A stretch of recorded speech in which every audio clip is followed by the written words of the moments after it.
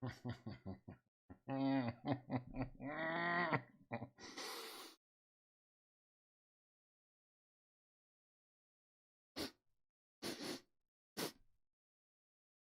I smell fraudulence?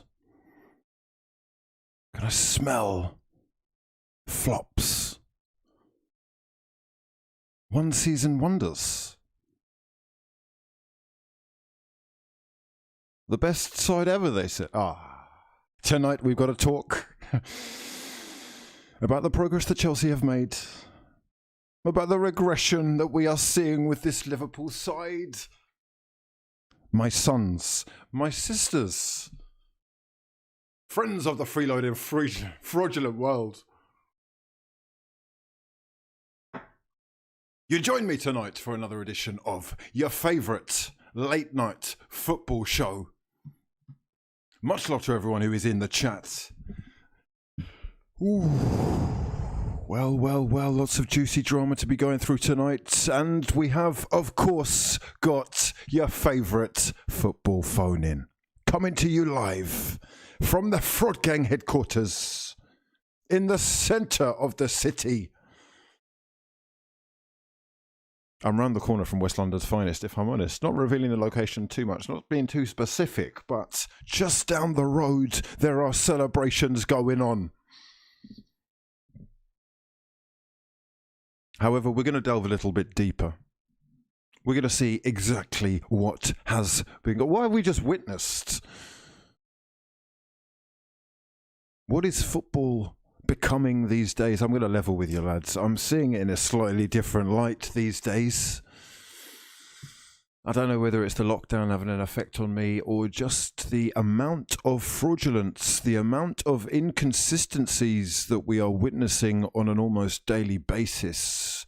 As I say, though, we will get into that and plenty more tonight, my fellow frauds. Of course, these are turbulent times, and I know the lockdown is still going on for so many people, so we are back again tonight to offer that little bit of respite. Please do raise your espresso glasses, your emojis at least, and join me on this journey, this footballing journey. How are we doing? How are we actually all doing? There's quite a few of you in here already. I see you. Much love to your mothers. Make sure you are subscribed to the channel if you're new. And if you don't know how this channel, this show in particular works, wow, this beard is looking incredible. If I may say so myself, it's like this. I'll give you an hour if we get 1,000 likes. You want 2 hours? We need 2,000. 3,000, etc., etc. You catch the drift. Much love to the newest members of the Fraud Gang Members Club. I see you. We will be doing special shout-outs for you in tomorrow's video. Let me know exactly where you're watching from tonight, though. And that is beautiful to see those espresso emojis as well. Kaloni Maloney, Noah Wheeler, Harry Hass, DJ, my fraudulent friend. How are we all doing? How's that intro for the thing looking as well, bro? I'm really excited about the next one. Anyway, we are global. Let me know exactly where you are watching from, and we will do some global shout-outs before we begin. Don't forget, if you want to win yourselves a £50 Amazon gift card, all you got to do is like the video and leave a comment with your Instagram handle, okay? We're making it really basic for you today, okay? £50 Amazon gift card, like the video, right? Leave a comment, not on the chat, in the actual comments, right? With your Instagram handle, winner to be announced in the next video. You love to see it. Giving back to the gang. But for now, my fraudulent friends, let's go through exactly where we're watching from. We've got Wembley in the building. We've got wee bonny Scotland in the building. We've got Bosnia-Herzegovina in the building. Tirano. We've got Slovenia. Los Angeles. Reykjavik, I hope I pronounced that right. Norway, we'll be having some Norwegian news for you, which could be very interesting for, or have very interesting implications for the world of football in general. We've got Romania in the building. We've got Iran. We've got Dublin, Bolivia, Alabama, Sheffield, Portugal, Syria, Houston. We're in the building. The gang are global. I see you. And I appreciate you. Just to level with you for a second, You know, these videos, I know they are probably one of my most, if not the most highly demanded bit of content that I do. I've just got to tell you that they drain me mentally, physically, emotionally. I'll give you my everything. So sometimes I'm going to need a couple of days to like recoup before we do another. However, we're going in. So get yourselves into the Discord, the links to which will either be in the description box below if I've sorted that out. If I haven't, one of the Fraud Gang members or the certified Donnies with the spanners next to their name, they're not spanners, they're just fixers, will point you in the right direction, and we can have that little chinwag about your club. Give us a call. Maybe we're talking Liverpool and the capitulation, the fall of the empire, really, isn't it? It's all over. Let's be honest, it looks like I was right. I'm never wrong, really, but it looks like Liverpool may well finish behind Arsenal this season. That much people laughed at. Now it doesn't seem that much of a stretch. We'll be getting into that very shortly. Maybe you're a Manchester United fan and you're actually bored of goalless draws. I certainly am.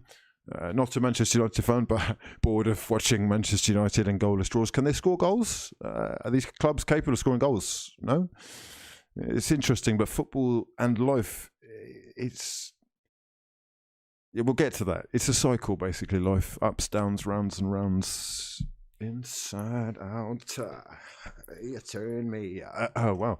Anyway, Joe Parmenter says 4 months in the Fraud Gang, the only late night football show to watch, watching from Hertfordshire, the home of Watford, hairdressers, and cushy living. Life is cushy in Hertfordshire, isn't it? I mean, perhaps there is another side to Hertfordshire that I'm not aware of, but life is cushy. You're sitting up with your feet up in the big living room, massive living room, huge TV, 74 inch.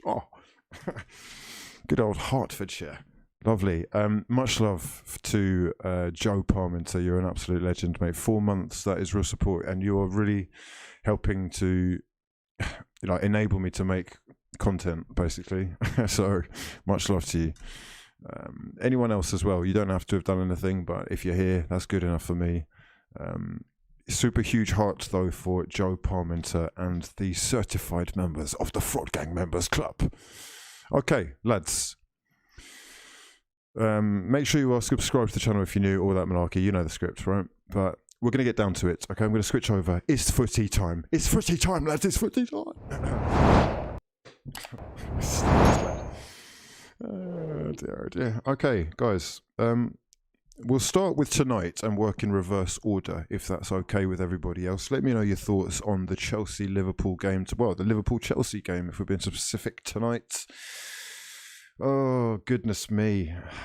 I'm slightly drained with the amount of football that I've watched, but as I am feeling as drained because of life in general, but also because of the amount of football that I'm watching, it has made me start to think about just other things, I'm seeing analogies on the pitch. Things look like they are beginning to come together for Chelsea.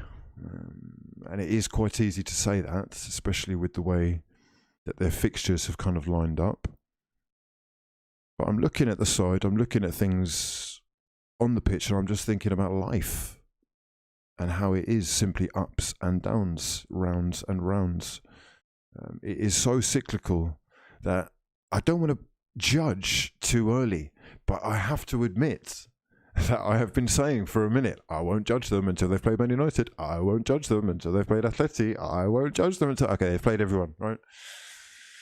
And now I have to admit that Chelsea are in a very good position right now with a manager who looks tactically astute, extremely sharp, very on the ball. And I saw Klopp at the end. I saw Klopp in Tuchel. If you saw the embrace between the two managers at the end, it's very sharp and to the point. There's no emotions there. They both clearly are desperate to win, but one has clearly got a lot more going on, and one is very focused on the job at hand. And I think both situations are quite understandable.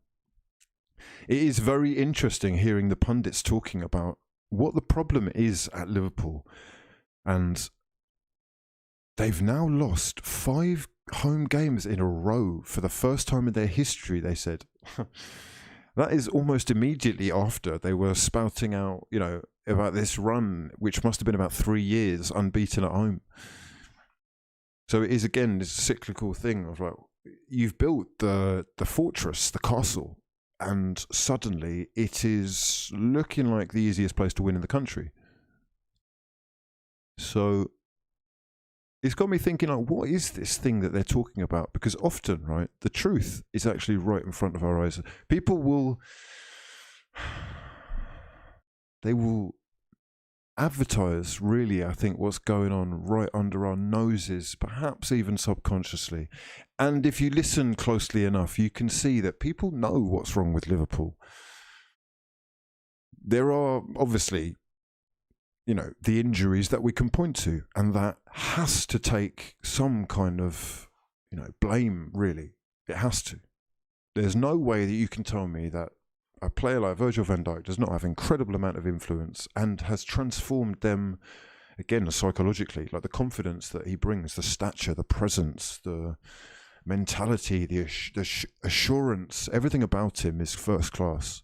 To lose something like that is huge, of course. To lose all their players, basically, and it has been a lot of players. They said it was their 20th centre-back partnership that were playing tonight, that they've used this season. That is ridiculous. And how can you really form any functionality with this chopping and changing mentality? Much love to everyone who's in the super chat. We'll come to you as soon as possible. Just let me get through this one very quickly, okay? But basically, if you listen to what the pundits are saying, you can hear them saying there's nowhere near the intensity.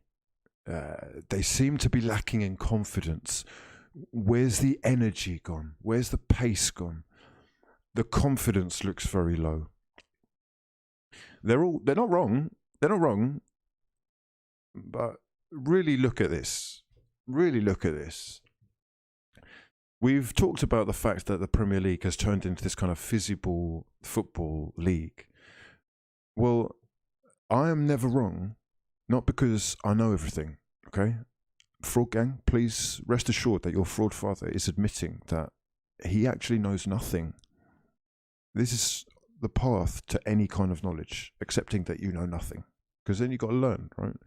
We're constantly on the move with new information, and we must reassess at all times because things change. Nothing is ever constant. Right now, Liverpool are, as is very clear, in a lot of trouble. But it's not, to me, because of the defenders, or at least it's not because they have lost so many players and as a result are in this situation. Or at least it's not just because of that. I think that's a more fair way of saying it. It's not just because of that. There are multiple factors at play here.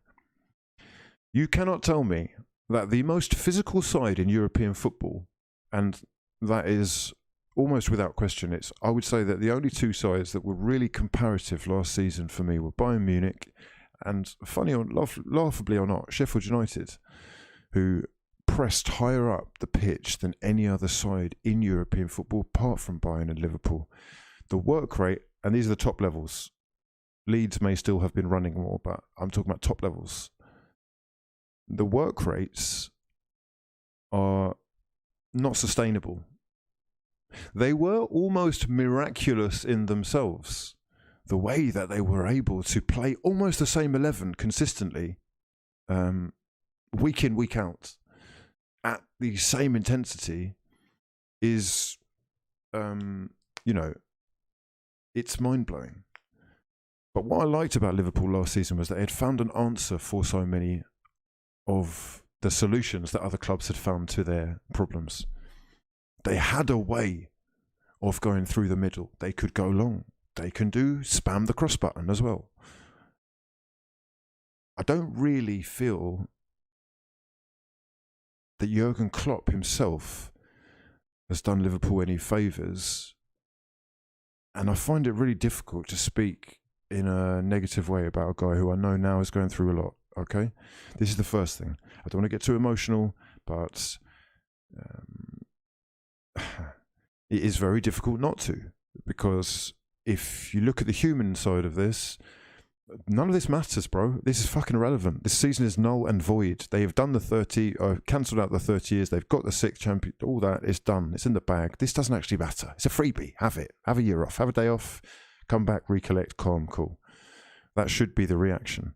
Of course, it's not going to be, because it's a ruthless business. It's results. It's people going mad and whatnot. I've got to take it with a pinch of salt, because of what's going in his life. But if we look at things from a logical side, a ruthless side, there were various decisions tonight which left me thinking, I don't really know if he's thinking straight. Put it like this.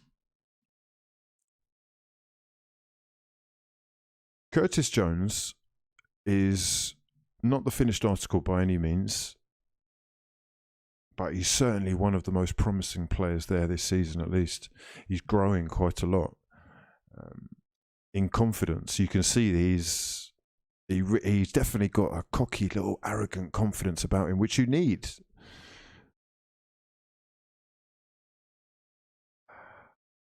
I'm not sure taking him off is the right. I'm not sure finishing with a midfield of Wijnaldum, Milner and Oxlade-Chamberlain is the answer. I'm not sure that taking off the guy who gets the goals is the answer.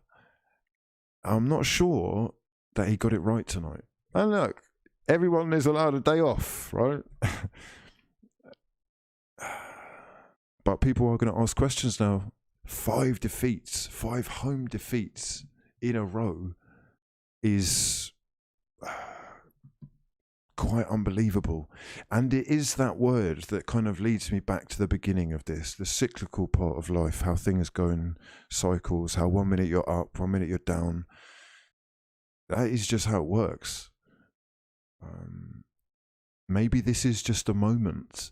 But I look at so many bits of the side and I just have so many questions as to what's going on. Mohamed Salah is as guilty, if not more so, as Jurgen Klopp. Despite the fact that his goal record is still sensational, he does go missing. And tonight, he wasn't really looking all that. I know that the question and the thing that I've just said is that, was that the right thing to take him off because he's the main guy? But he wasn't actually looking like he was going to score. They don't look like they're going to score anyway, in general. And I think we'll have to look at a run of results to really get a good enough grasp of how they're lacking for goals in general. But I'll go through them. No goals against Chelsea tonight, obviously. They've got 2 against Sheffield United. No goals against Everton. 1 against Leicester and lost that as well. 1 against Manchester City and lost that. None against Brighton. It really is drying up. So, let me know your thoughts on Jurgen Klopp, at least. But that is only half the story. We've got to flip the script a little bit because the game itself deserves a little bit of chat. There's plenty of fraudulent activity going on with officials these days, and this game is no different. I am going to go through, I think I've got the Werner chance here as well. I guess we'll start with this one. We'll start with the Werner one. I can't lie to you guys. You already know. If you don't know, then you don't know me, but you should already know if you've been on this channel for a minute that I love football, I'm passionate about it, and I've made this my life for quite a long time now. I've kind of devoted myself to just watching and talking about football in its most simplistic terms, right? That passion and that drive comes from me being obsessed with the game as a kid and obsessed with the feelings that certain things in the game gave me. Whether that was playing or watching is irrelevant. what's happening in the game now is actually killing it a little bit for me. And I'm losing not only the respect and love that, I guess it's not losing the love, it's, I don't respect it. And more importantly, lads, this is what I want to say, right? I don't trust it. Now, trust is huge to me. It is very important to me. And what I'm starting to believe is that sport is already fixed enough in terms of financial doping that goes on and the incredible amounts of wealth that certain teams are allowed to give themselves an unfair advantage of, whereby simply by wage structure you are really able to dominate. Now that is a given, especially in democratic society. Unfortunately, what's happened is that people are so obsessed with money that I think sometimes it can cloud and taint people's motives, and whereby the agenda initially is so that we can get as many decisions right as possible. What I think is actually now happening is we're trying to keep this league as entertaining as possible. There is almost no other answer for the incredible inconsistencies that I'm seeing. And the fact that there have been different interpretations of laws happening right in front of our eyes from week to week is devaluing like I said, the trust that I have in this. Not only in the system, but just in the kind of the product. It feels a little bit like, for example, when I'm watching Manchester City, they are very good, okay? They are very good. They are so clearly so better than everybody else that it feels a little bit like the officials are on the other side, trying to do everything that they can to stop them from making this league a runaway. Now, I love a good conspiracy theory. I've told you this before on other streams, but I've watched sporting events before that I'm almost certain were fixed.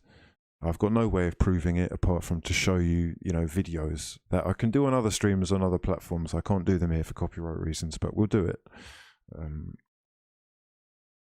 It really does happen.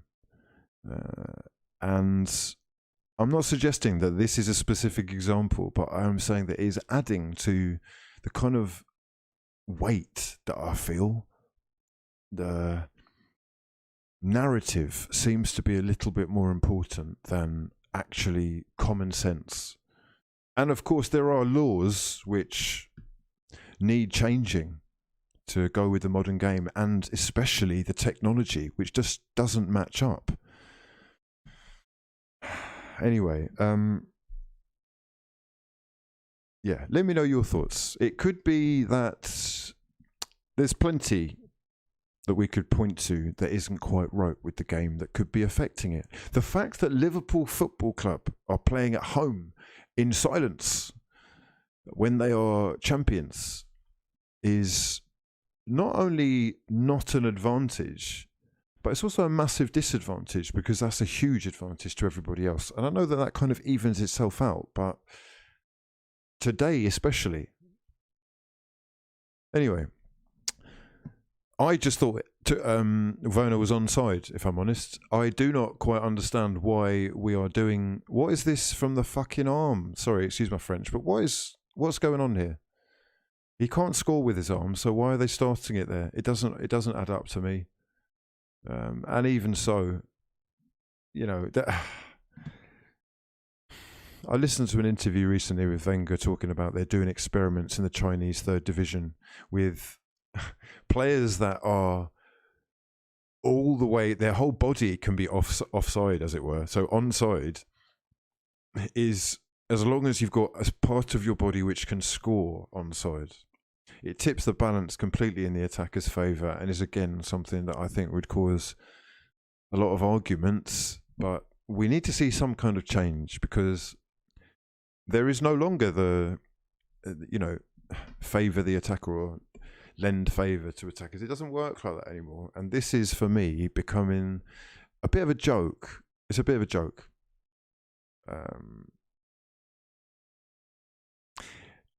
I didn't subscribe to this. I really didn't. And again, I feel a little bit like the narrative is to almost kind of make us get used to this so that it can be monetized. Because ultimately, you'll rewind this video in a couple of years and you'll be watching the Carlsberg offside with the Budweiser VAR, with the, you know, the Coors Light action replay, with the Apple man of the match. Right, this is all coming. Like last season when they started doing drinks breaks and, you know, all this nonsense, getting the geometry sets out. Look, it's not for me. I'm not interested in that. I'm really not interested in that.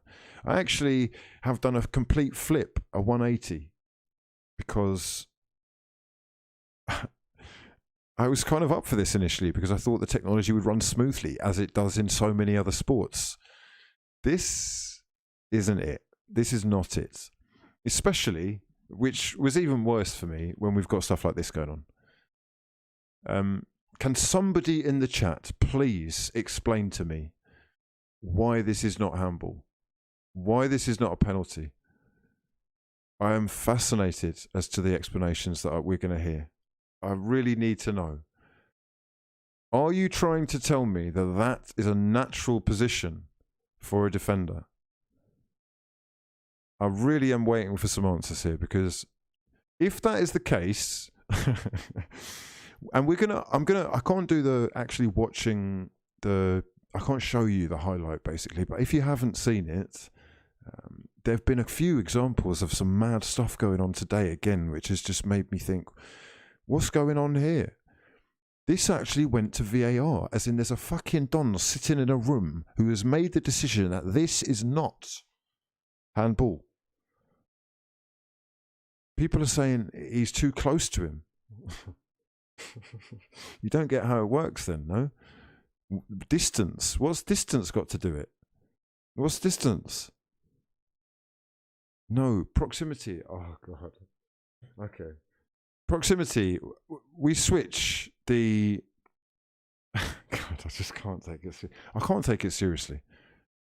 I really actually can't take it seriously. Anybody who is arguing that this is something that Kante couldn't have done anything about, I'm sorry, he's got both arms up in the air. That's what goalkeepers do. Why are we... What? Chelsea are allowed 2 goalkeepers?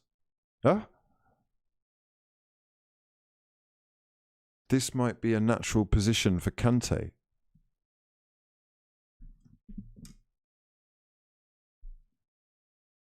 Ball to hands. No, not ball to hands. I'm tired of this. I'm a little bit tired of this. I'm tired of this. Your hands are not up here. Why are your hands up here? Both of your hands are up here. Arms up, handball. Yeah? Put your arms down. Your arms by your side. Your arms behind your back. Whatever it is. That's not... Who runs like that? Apart from Raheem Sterling. Come on.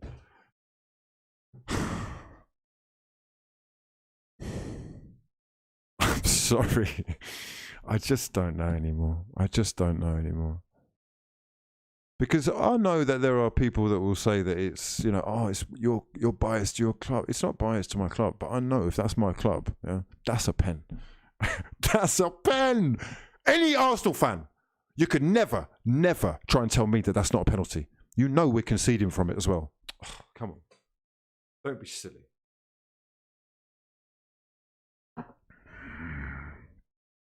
The thing is, the thing people are saying is he's reacting to the ball being smashed in his face. No. I'm sorry, no. I'm not accepting that. Unacceptable behaviour. It's a pen, yeah? It's just an example of the absolute fraudulence that we're having to deal with on a daily basis in the Premier League. Anyhow, let's move on. I don't want to focus too much on those decisions. I'm just kind of tired of it. And it does seem like there is a little bit of a narrative. Let's talk about the new manager. Thomas Tuchel. Before we do that, let me just go to the super chats. You are My mouse is frozen. Okay, there we go. Beautiful. Okay, Joe Parmenter, you're a massive fraud. We've been through you. Skull Thuggery says, no message, just paying homage to the fraud father, spitting facts which transcend space, time, and dimensions. What a guy. I love your channel as well, mate. Keep doing what you're doing. Nye Allison says, we appreciate you, Hugh Goat. Also, Bun the Watford fan, up the Luton. Jeez, it's getting competitive in here. Mason Mitchell, what a name. Unfortunately, looks like he's a Liverpool fan. Klopp needs a couple of years off, unfortunately. It's a brutal job being a Liverpool manager. Much love to the frauds. Patrick Vargas, how you doing, my friend? He says, anytime someone scores, I don't even react because VAR always kills the vibe. You're not alone. You can't really celebrate anymore. And if you do celebrate on instinct, you've got to check yourself, wait for about 2 minutes, and then it's a bit dead, isn't it? So, yeah. The one thing that they really had with football was passion, emotion, getting lost in the moment. You're kind of killing that now, aren't you? And when fans do go back, I worry. Are people just going to be muted and like, oh, don't want to go too close to anyone because I might get COVID. I might just clap. Do you know what I mean? Don't jump on me or anything. We're not hugging. What? Come on. It's a bit, I don't know. I don't know. I'm worried. I'm a little bit worried. Anyhow, Spectrums, much love for getting involved, mate. He says, much blessings, Hugh. It's not just football that's cyclical. It's a sign of the current times versus history. Entertainment playing out how society is. Indeed, an absolute fucking mess. B Gunner says, players have no creative freedom. The big six teams can be replaced with any average players to produce the same results. Have faith with Arsenal and City next season. Très intéressant. I think that is actually very true. More so with Arsenal than ever, but definitely with Liverpool as well. They're very system-based, aren't they? So they're not really being allowed, I don't think, to think for themselves, especially with Arsenal players who I can speak with full confidence that they are almost robotic in the way that they go through things. I'm almost certain that people have been told, we don't want free thought. We don't want free thinkers. Just do your job. Yeah? Cool. Michael Shekels says, financial fair play is gatekeeping smaller clubs from pushing the big six. That being said, Chelsea are closer to pushing City than anyone else next year. That's where we are right now, isn't it? They've got the money. They're not afraid to invest it. They've got a new, hungry manager who the players are clearly working for. We're going to talk about him in a second. And so far, so good. A pinch of salt, but we'll get to that. However, I would say, yeah, it goes without question right now that despite the fact I do think Liverpool will bounce back, perhaps not this season, but they will bounce back. I actually think Chelsea are best placed to challenge Manchester City. And if they can pull off something magical in the transfer market regarding, I don't know, like an Mbappe or a Haaland or something of that nature, then yeah, for sure, they're really in there with a shout. And they could make the league interesting, because I'm not going to lie, lads, right now, this league has been, in my opinion anyway, this league has been for a little minute very predictable. You've had domination from Manchester City in 2017. You've had domination for like 3 years. Liverpool and Man City have just swapped, right? So hopefully, for the sake of the actual entertainment, for the sake of it being a competitive league and not League One, which I'm sorry, lads, say what you like, this is an expensive League One. That's what this is. Nothing more. Nothing more. Anyway, hopefully they can, a few clubs can fix up. Inky Bram says, 2 in 2 weeks, dodgy Chelsea handballs, go figure. The league isn't competitive. Make no mistake about it. If you run a business and the sell-by date runs out early on the product, you're going to get worried, aren't you? You're going to look to do something to make. Come on, man. It's common sense, lads. You just got to read between the lines. Narrative. There's no way you can tell me that this is all just coincidence as well. No way. Oh, I'm not buying it. You know the worst thing as well? The worst thing is that this is what we do as people, right? We're subjected to this madness, as in you have to buy into what you are being sold. You have no other choice. Super Sunday, all this bollocks. West Brom against fucking Fulham, and let's get excited. Really, what we're seeing is very, very, in terms of who is actually the front runners, has been very predictable for a minute. But in terms of like the narrative with VAR decisions, it is lending now towards making it competitive. They need that. People will lose interest otherwise. Coleman Maloney says, if Kante played for Arsenal, that's a penalty. In a parallel universe, Kante does play for Arsenal, and Wenger really did splash out the 30 million that they were asking for him. Seems like an absolute bargain now, doesn't it, Arsene? Mad. Ivan, Beta. Cool. Alex Loanides says, I'm a Chelsea fan and it's a stonewall penalty. It's an unnatural position. End of. VAR once again with an absolute shambles tonight. So the question for you guys is this the most corrupt league in the world? No. In all seriousness, let's move on. Let's talk about Thomas Tuchel. Is he as good as people are saying? He is definitely an exciting manager. Let's just get pinch of salty with this game in particular, though. We're in... Where are we? We are 3 months in, basically. Liverpool haven't won a game at home this year, I believe. They didn't look like scoring. Did they have a shot on target? If they did, I must have missed it. Let me just check the statistics. They had one shot on target. Who was that? Can I just... One shot on target? Oh, was it a long ranger that Mendy fended away? I actually can't remember. Can someone remind me? This is how bad they are. This is how bad. This is how irrelevant they were. So today, I think Tuchel deserves a lot of respect, actually. Deserves a lot of respect. He's focusing on the things that are very important. I listened to the post-match interview, and he's focusing on things, the very simple things. Simplistic football. Make sure you are working extremely hard. Make sure you're courageous. Defending from the front. Making simple passes accurately. And spacing yourself correctly to make yourselves available. If you do those things, you will, one, beat Liverpool's press, which is, as we've discussed already, not as intense as it used to be. And you will, two, more often than not, produce something.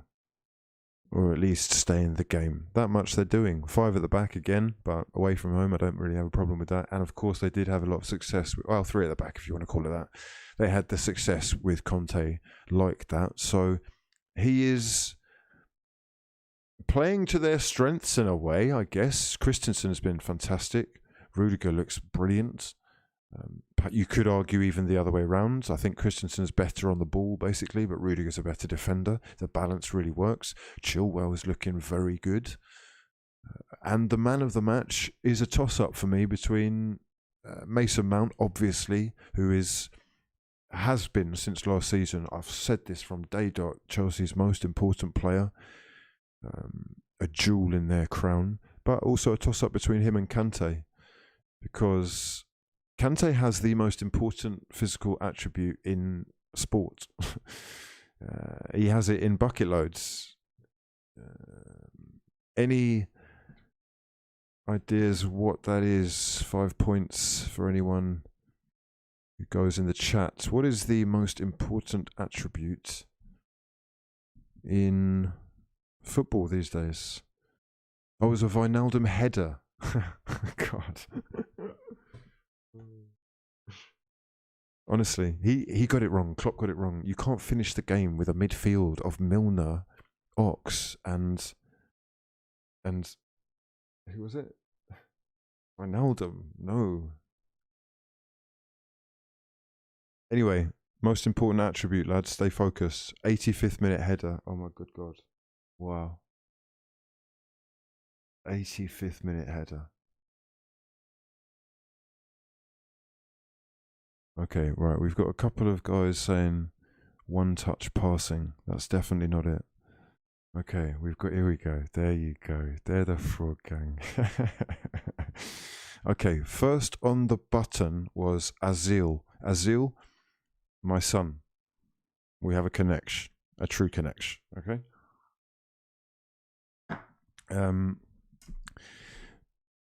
As a kid, I used to do running, long distance running. I kind of wasted a lot of potential, I think. The peak of my running career, I used to do 800, 1500 and cross country, is coming second in the nationals. And I think I was like 15, 16 at the NEC Birmingham. A little crowd. It was a big moment for me. But it was also a moment where I kind of gave up in running because I realised that the guy who beat me was a lot better than me. A lesson in life. And the biggest lesson for me was that you really do have to put the work in to get the results out. Train hard, fight easy. That's what my stepdad used to say to me. Train hard, fight easy.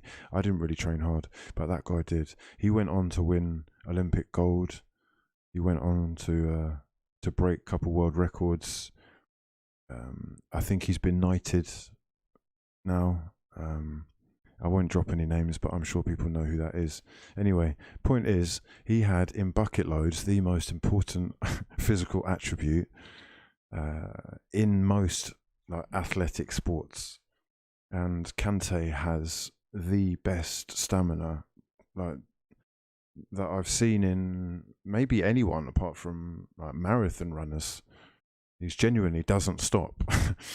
So it's like playing two players. I love that mentality. It's very how do I say this? It's very actually telling of who he is as a character. He seems to be anyway as a character. He's famous for driving a very low budget car. You know, if you don't know what a Mini Cooper is, then look it up. But it's a tiny little thing that costs about 20 grand, and genuinely like students can afford if they get their shit together. So he's not a flashy guy.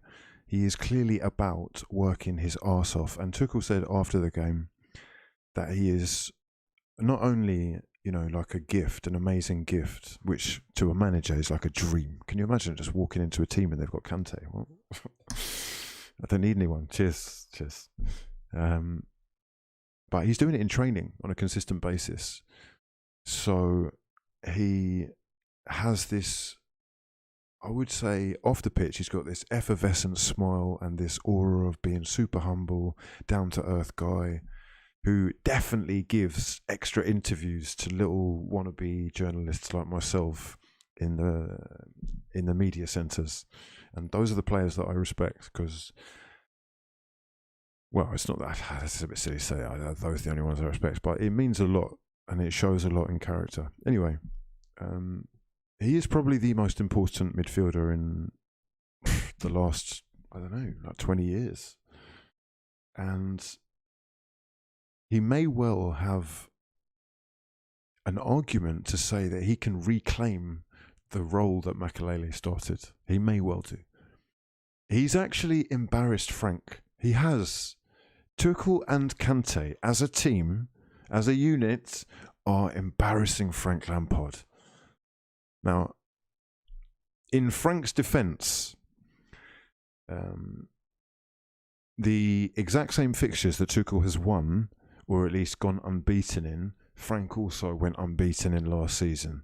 That much is, I think, worth a shout, okay? Because, again, pinch of salt here, let's not go overboard. I watched Unai Emery go unbeaten for 22 games, and I'll tell you what, oh, good God, the football that I was subjected to was torturous, I think is the word.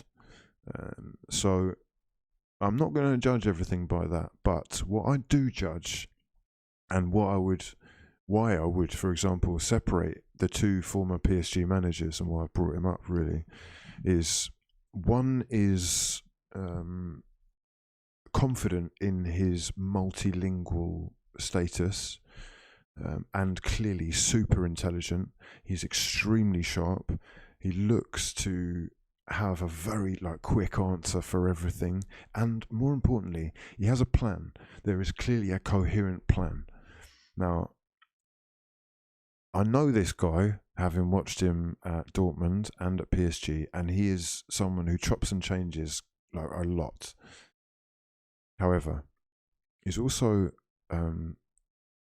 I think, gone a little bit under the radar. Perhaps not in terms of the fact that, he's obviously got PSG to the Champions League final. He's done so well at Dortmund. Perhaps not in terms of that, but in terms of the elite managers that the Premier League has been able to attract, he is now up there with the creme de la creme for me instantly. And he's proving as much by hitting the ground running. Yes, he's inheriting an amazing squad, but they were going through some very perilous times, lads. I think they'd scored 8 goals in their last 8 games. They're doubling to trebling that now. Their defence is almost unlockable, and progression is actually quite clear. There's no denying it. There's still little bits that I'm a little bit worried about, though. I do look at, or as we look at Mo Salah. 2 mistakes, I'm going to say, for Klopp tonight, but should I just do a bit on you? Okay, what is going on with this Don? Oh, good God.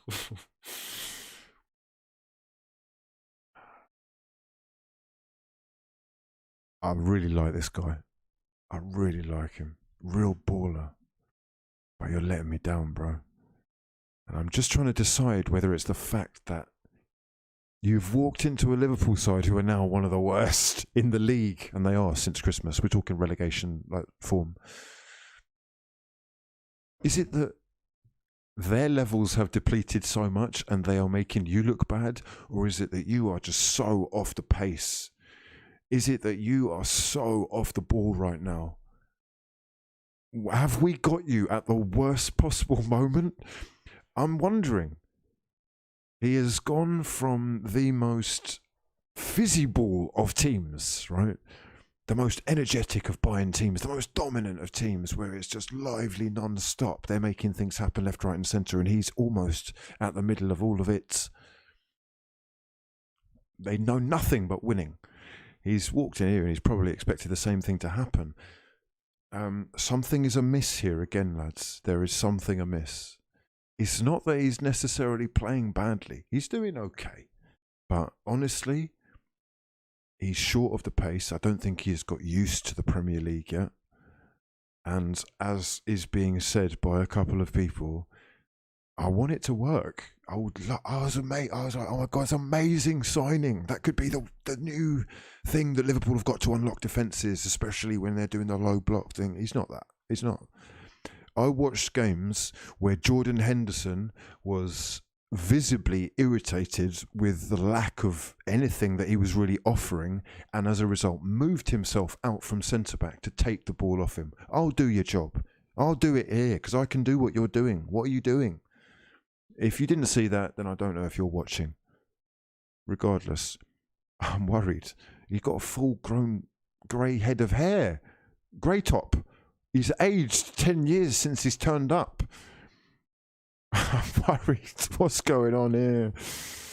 Oh dear. But anyway, like I said, I'm interested to know whether you think that is as a result of the sum of the parts being pretty poor, because I do know from experience myself, I watched an Ozil come from a Real Madrid where he's feeding the likes of Cristiano and Benzema making unbelievable runs, and he turned up at Arsenal and had Sonogo and Bentler up top who can't run, quite literally.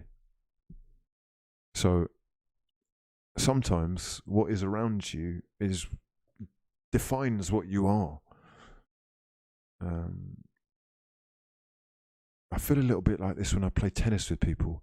If the people who are good at tennis, the levels raise. If you're just average at tennis, I'm not going to play very well. I don't know what that is. Anyway. really not happening for Mane, and he was visibly distraught, unable to make anything happen. Fantastic challenge from Antonio Rudiger, who looks like an absolute monster right now, and celebrations all round for Chelsea, whilst Liverpool are in the mud. Mason Mount and Reece James looking very happy. You can't actually see them there. You can't actually see any of this, but let's just switch you over here.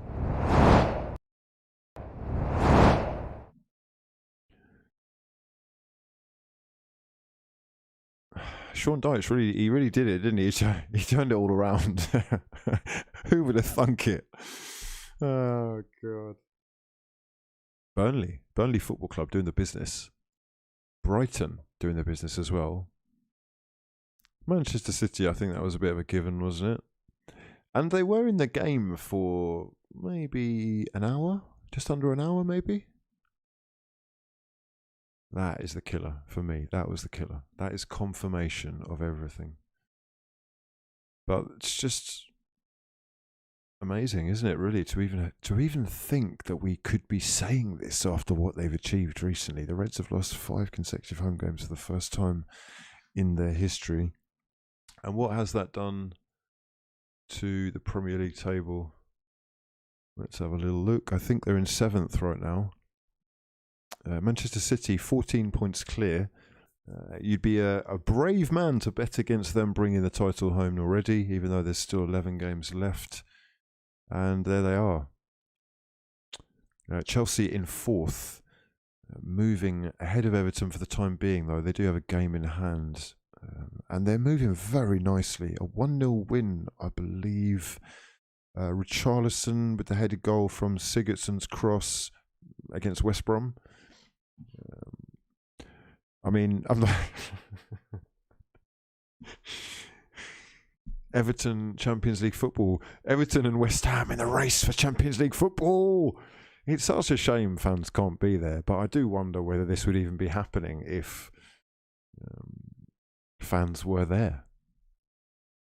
I'm not sure that certain managers would have survived if fans were allowed in the stadiums. But anyway, let's have a look at these super chats we've got coming through thick and fast. Much love to everyone who is in the chat. You are all absolutely appreciated joining me on this late night for the late night fraudulence.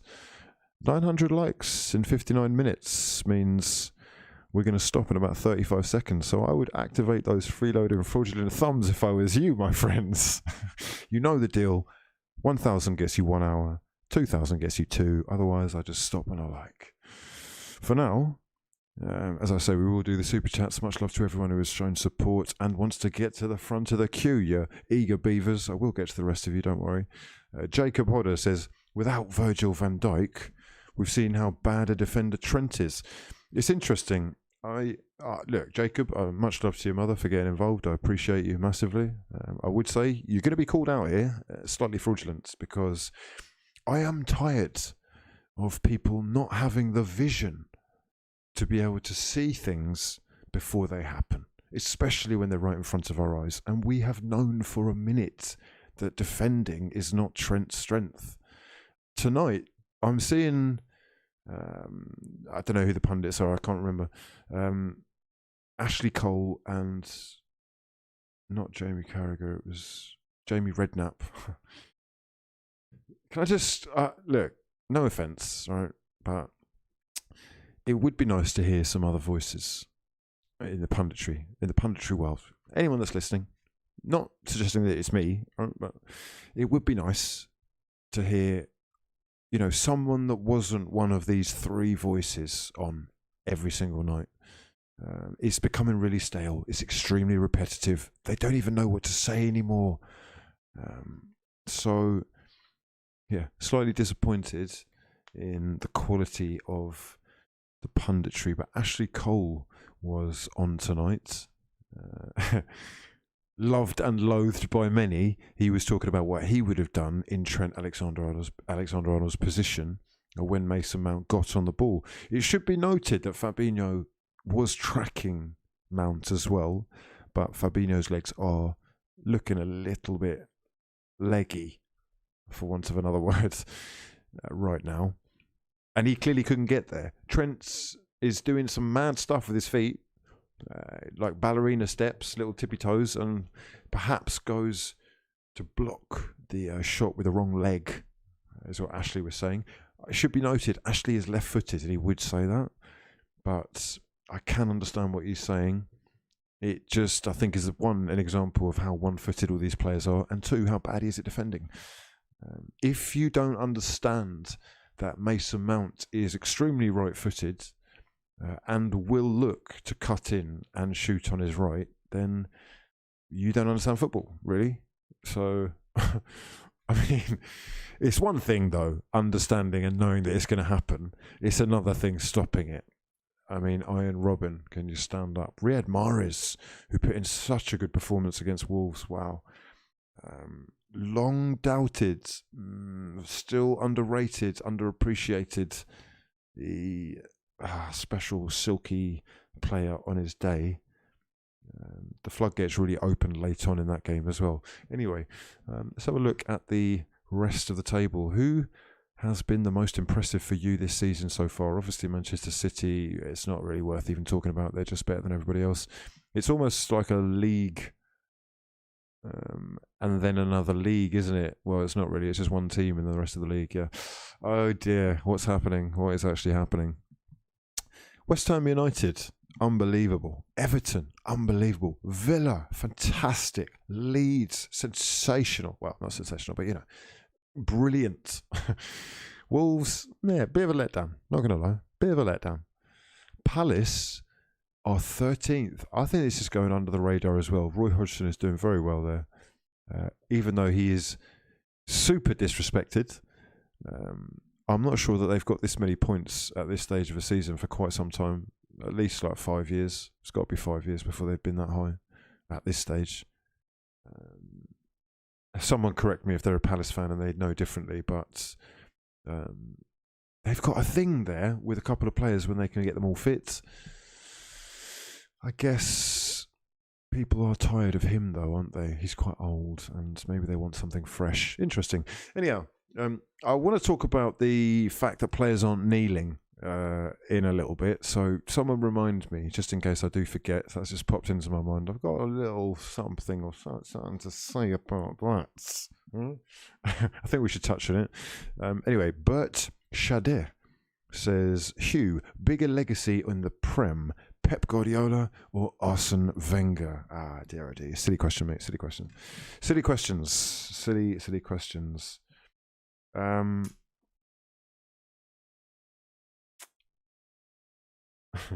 Don't do that, okay? Don't ever do that.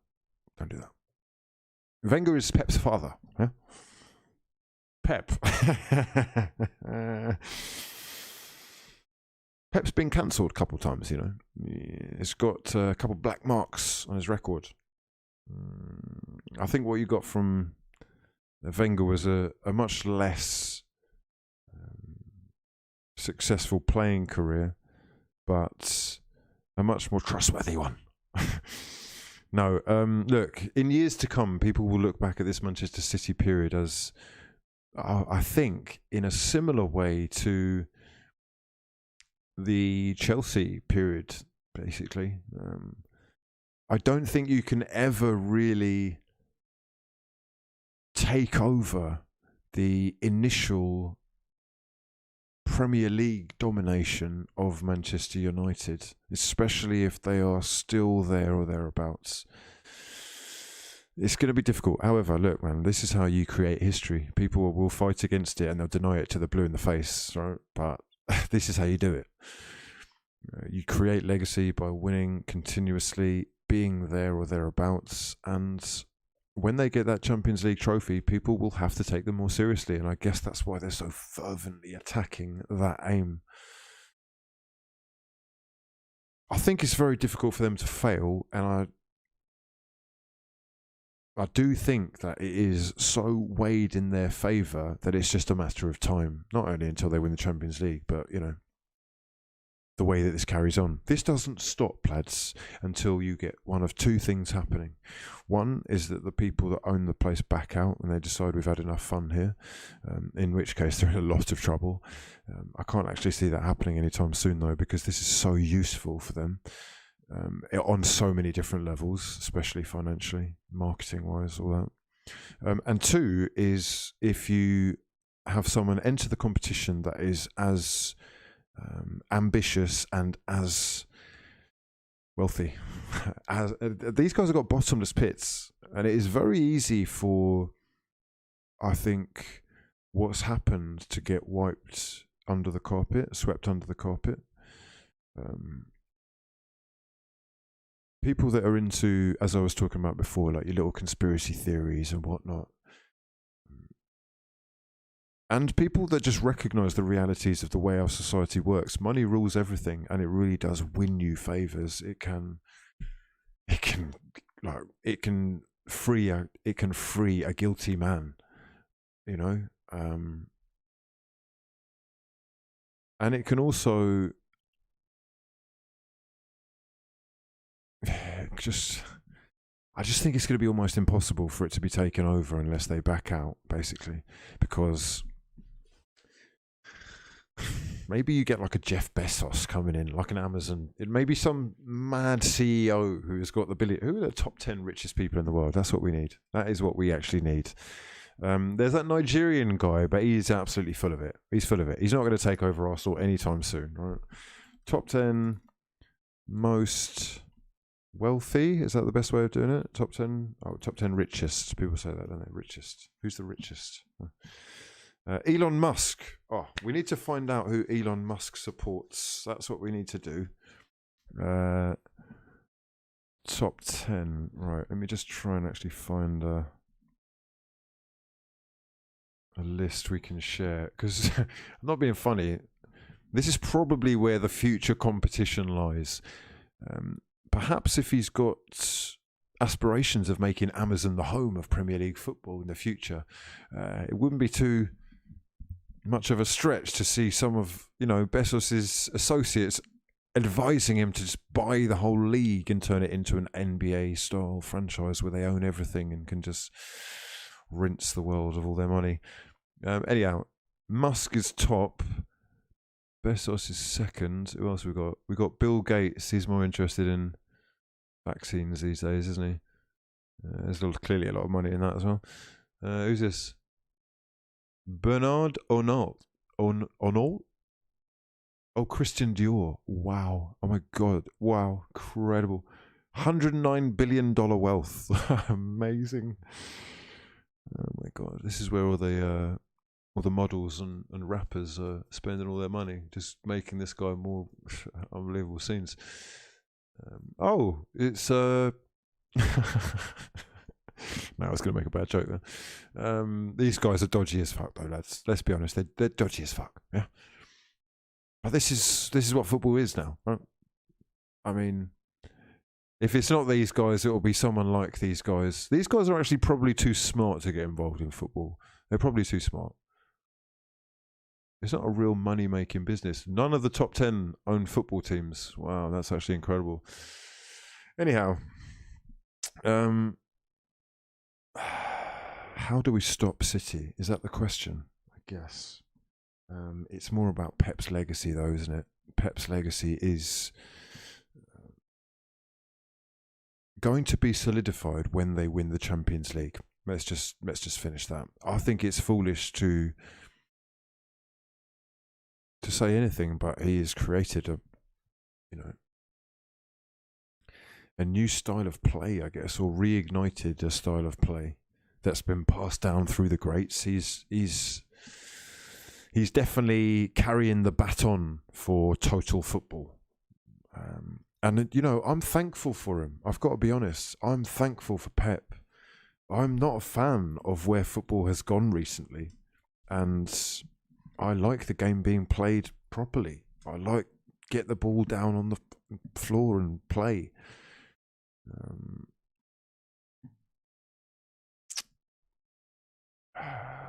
Anyhow. Alex Michael Shekels says Palace fans want to push higher, but financial fair play has limited the transfer market, along with a high wage bill and American owners who want to sell their share. Cat 1 Academy will help moving forward. Roy In, sensational. Okay, that's good. I like that. Do you know why I like that? Because he's from Croydon. And it's important that that is respected, just in the same way as Chris Wilder at Sheffield. He should get a little bit more favour, in my opinion. Anyhow, Chico MUFC. Yes, mate, indeed. You are very correct. LSR. Wizzy, are you secretly happy that Klopp's fizzy ball is dying and Pep's pretty ball is having a renaissance? Secretly? I'll make no secret of it at all, mate. It is all well and good being Adama Traore. Right? It's all well and good. Give me Bernardo Silva any day of the week. Any day of the week. Actually, maybe Bernardo Silva for character defamation purposes is not the best candidate, but you know what I mean. I'm a true baller, and I'm a fan of the silky, smooth game being played at its creme de la creme, which rises to the top, as we're seeing with Adama. Though he has improved his game over the last couple of years, he's actually massively fraudulent, and is, whether it's become, egotistical, lost in his own sauce, distracted by life, got personal issues, whatever it is, he's so off the ball that all he's got is the, physical attribute. Like, he can still bully people. You saw, though, if you add the tenacity, the aggression to the technical brilliance of a player like Cancelo, he gets dominated. They had a beautiful one-on-one where Adama walked away from the challenge and he actually clapped the Portuguese star. Clapped him. Because he was, do you know what? What can I do but show respect to a guy who I know I can smash, I can crack your skull. Yeah, I can flick my arm out and your head will snap open in two like a coconut. But you actually destroyed me. You destroyed me. You embarrassed me. I'm lucky there's no fans here. Well done. I'm sorry, well done. That's what happens. So, yes, I am a fan. I am a fan. And what I like about what's happening with England in particular, because obviously I've got to look outside of Arsenal to get any kind of happiness right now. Please excuse me. I'm looking at the Euros, for example, and thinking, hold on a second. England have got a couple of ballers. We've got a couple of guys who will want the ball on the ground. Maddison, Grealish, Foden, Sancho. We've got technical footballers for the first time in a long time. I swear, I hope to God this guy uses them. Oh my God. Otherwise, we're going to have a problem. I've been patient with the guy, yeah, Southgate, if only because he gave us a moment. He gave us a moment, an experience that I will never forget. I'm still in the process of making a little documentary about my time. It's been a while, I know. It's nearly 2 years. No, it is nearly 3 years. Fuck. It's like 600 videos, though, so it's a long, patient process. And I will release it prior to the next World Cup. That's the aim. But if it wasn't for the experience and the feeling that, they say you never forget how a person makes you feel. You might forget the words that they say, or you never forget how a person makes you feel. He and England were responsible for some really good times. I'll never forget. Unbelievable times I had in Russia. But I watched it unravel in front of my eyes. I watched it fall apart at the seams. And I knew exactly what was happening. And if I knew, thousands of other people knew. And he was the only one who didn't do anything. So it's not that even that the jury's out. It's that I just forgave him. That's all. I just forgave him because it was mad. It was like, hey, get lost in the sauce. Semi-final. There were moments, mad moments. But you don't get that close many times, like England haven't had a World Cup since '66, so the chances of England getting to a final are in our lifetimes are slim to none, given that we've just had almost like a lottery win in terms of the draw and the way that everything kind of panned out. That will never happen again, lads. Trust me. In our group, we're going to have people like Brazil, Argentina. Yeah? First round, you get through the group. You struggle to get through the group. Yeah? It's Germany waiting. Yeah, the Dutch will be there. The Portuguese will be. Make no mistake, we're not going to have. What was it? Tunisia, Panama, or like Sweden, I guess, Colombia, yeah, good sides. They maybe deserve a little bit of respect on their name, but there were big players missing on those days. Hammers was out, Falcao was out. There's no excuse. There's no excuse not to win that game, really. And you nearly did it. Anyway.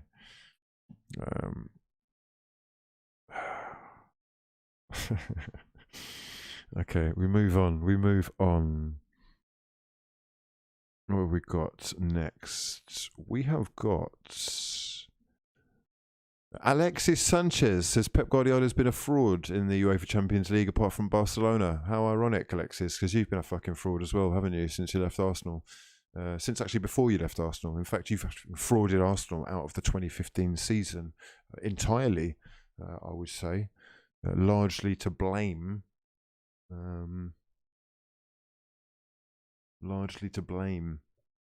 think the blame as well largely has to go to players like Olivier Giroud, who seem to have done their homework and schooling at Arsenal and then moved on and become actual footballers. It's amazing.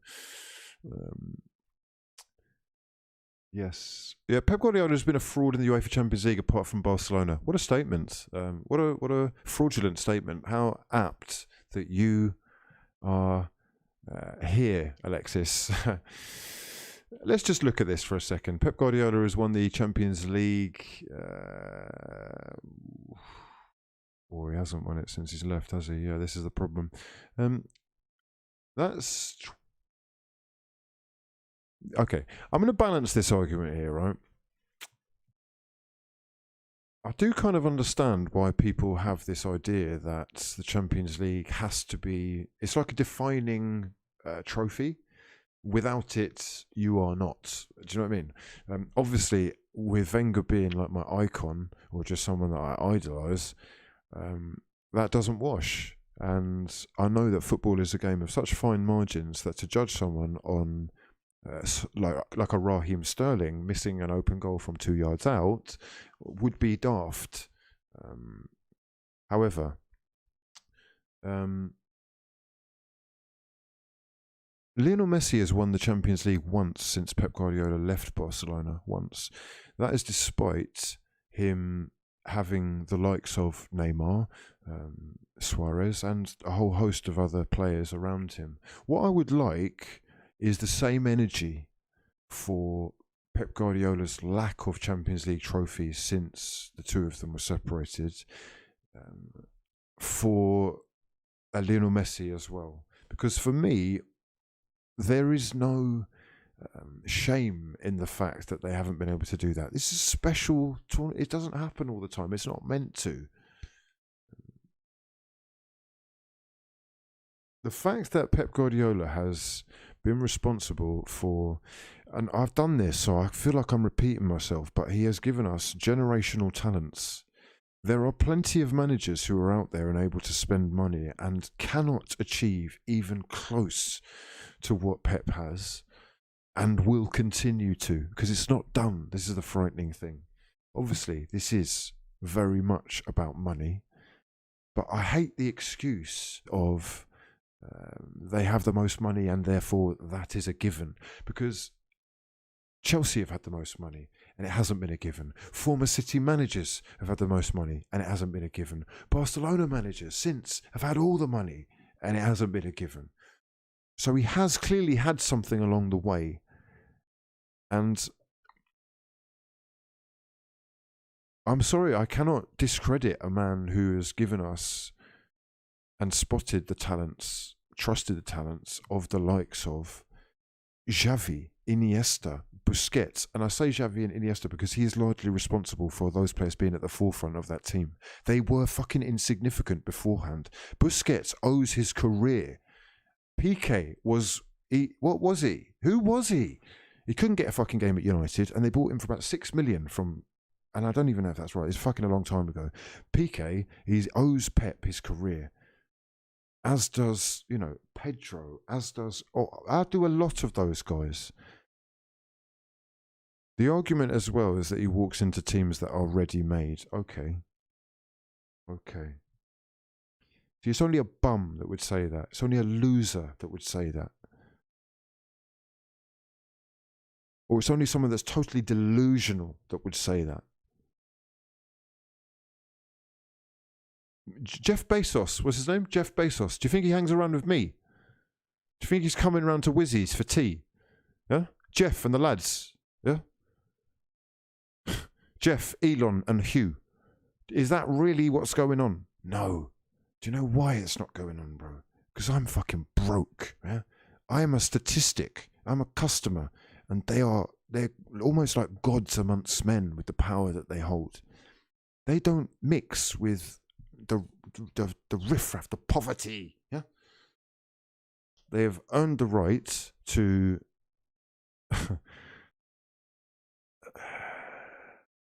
avoid society and to live in this like unattainable cloud.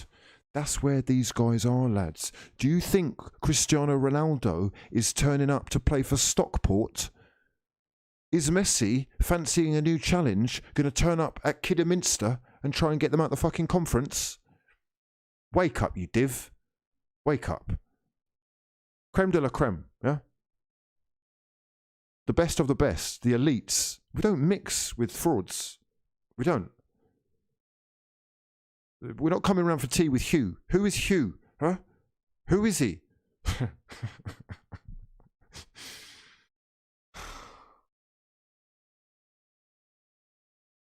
Of course he's going to ready-made sides. He's still translating his style of play and leaving a blueprint which is used by the next predecessor for more success. He's maintaining over an amazing period, and he's turned it around completely in people's minds in this country. And I've got to be honest, so it is kind of beautiful to see people eating their words. They will be laughed at, they will be memed, you will get the pictures of empty stadiums.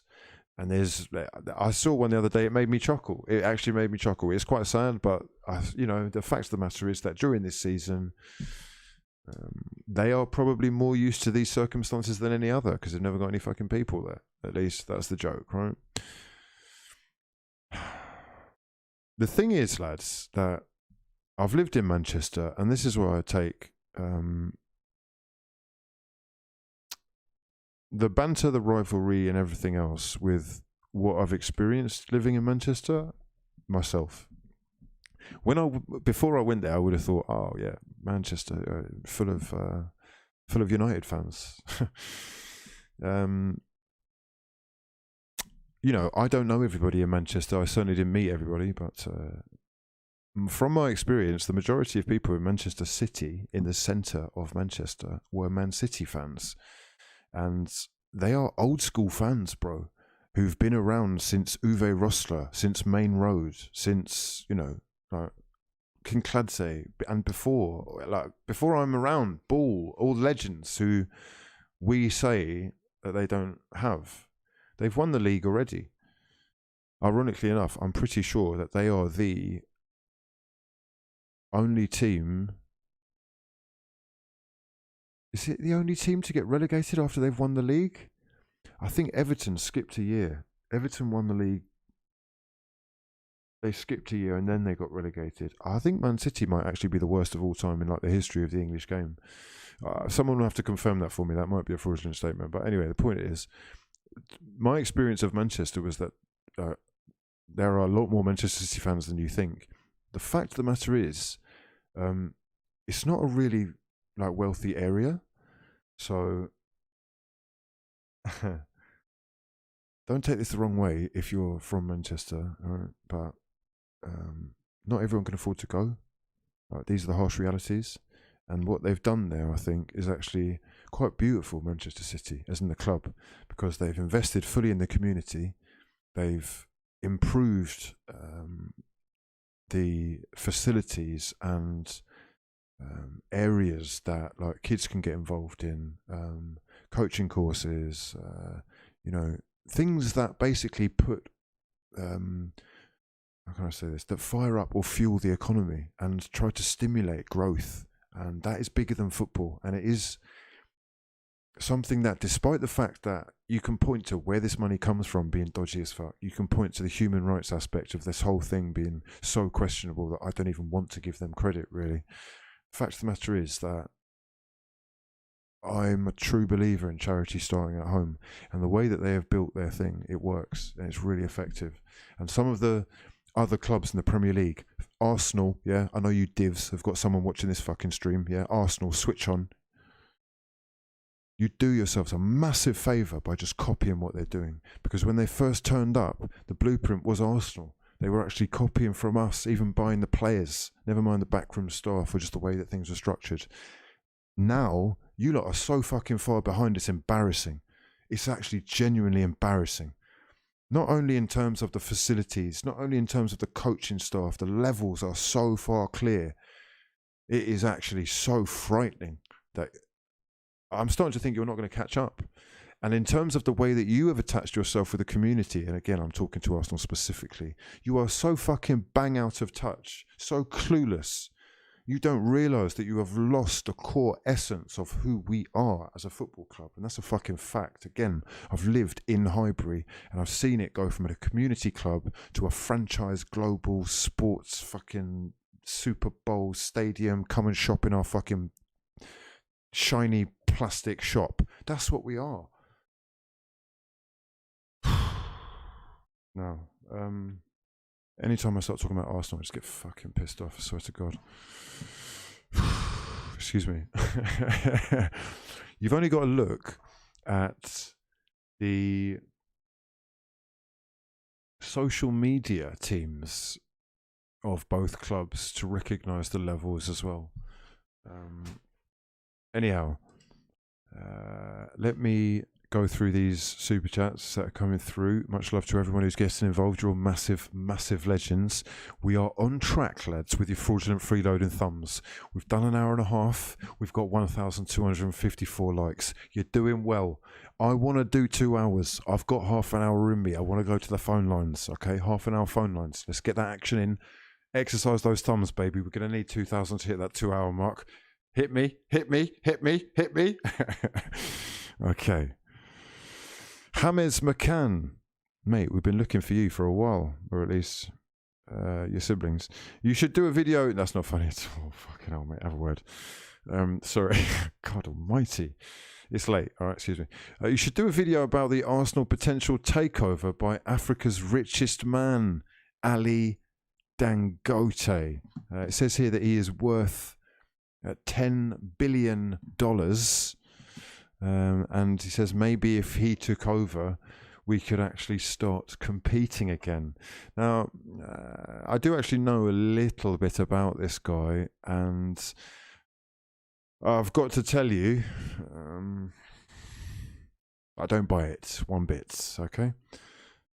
There are people that will, this happens with agents a lot as well, but there are people that will use Arsenal's name for their own good. And Nigeria, where Dangote is from, has a huge Arsenal fan base that I think he is playing on for, support, for purposes of promotion, and I'm just not convinced, despite whatever he has said, that Stan Kroenke is anywhere near to wanting to sell up. In fact, I think that he is doubling down, going to get very comfortable, and is probably going to pass the heirloom, as it were, on down through the generations, giving his son all the power. I would not be surprised if this guy was around for the foreseeable future. And I've got to say, lads, that it is at this point that we will move on to a little bit of Arsenal talk, if only because it's a nice little segue. I think it's very important that we do this right now and just level with you, you know. I get a lot of frustrated people in the chats during the games. After the games, furious, you know, that Willian's been played, or that Pepe hasn't had a run of games, and that, you know, Aubameyang's forgotten how to score and Lacazette's bald and all these things, you know. Well, unfortunately, I'm, and have been for years now, convinced that all of this is a massive waste of time, energy, and all a distraction. So it's really what is called a catch-22 situation for me, because I love football, I love Arsenal, and I want to talk about the football, the Arsenal. Unfortunately, what I've realised, and it's actually the reason that I started the YouTube channel, man, 2011, 2012, Robin Van Persie is moving to Manchester United, and the reality of where we are had sunk in. I'd been in denial for a little bit. I had been blind, but now I can see. So we started the YouTube channel. I was in New York City, and I thought, oh, this is good, because I can feel like I'm a little bit connected to what I was missing out on, which was Arsenal, being close to the club. And also there's a community growing where we could interact and, you know, have discussion about the football. The fraud gang were building. The fraud gang were born. The realization, though, at the time was basically that we're fucked, because slowly but surely this man here is taken over, grasping control. And slowly but surely it was becoming more apparent to me than ever before that not only football was moving into a space where it was solely about finances, but the club in particular was turning into a completely different animal, was really concerned with everything but the football. You've seen the decline. We've all laughed and cried about the decline. The truth is, none of that stops, because we've already established that, given the model of, you know, the business model of the Premier League, of each and every club, it would seem, in the Premier League, barring the odd individual, i.e. Arsenal, and I think Manchester United also qualify for this as well, technically. Everybody else gets some kind of input. Everybody else has someone there behind them that is looking to actually take the club forward. Now, this is the point of this section of the video.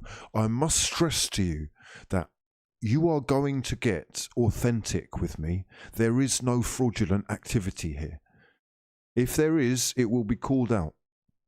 I'll call myself out when I see it. So, whilst I appreciate that people want the live streams for every game, they want the analytical, you know, you want to delve deep into seeing what exactly football is, what we've just seen, the best passages of play, who the best players are, best potential, new transfers. Regarding Arsenal, lads, if you are an Arsenal fan, you are going round in circles. You have been manipulated, technically mind-fucked, into believing that hope is enough. Hope is not enough, lads, and you can really demonstrate that by trying to feed yourself or pay your bills with hope. Because when you turn up at the bank, the post office, or wherever it is, the restaurant, and you try and pay in hope, you get sweet fuck all. Yes? You leave empty-handed, go hungry, and, pain.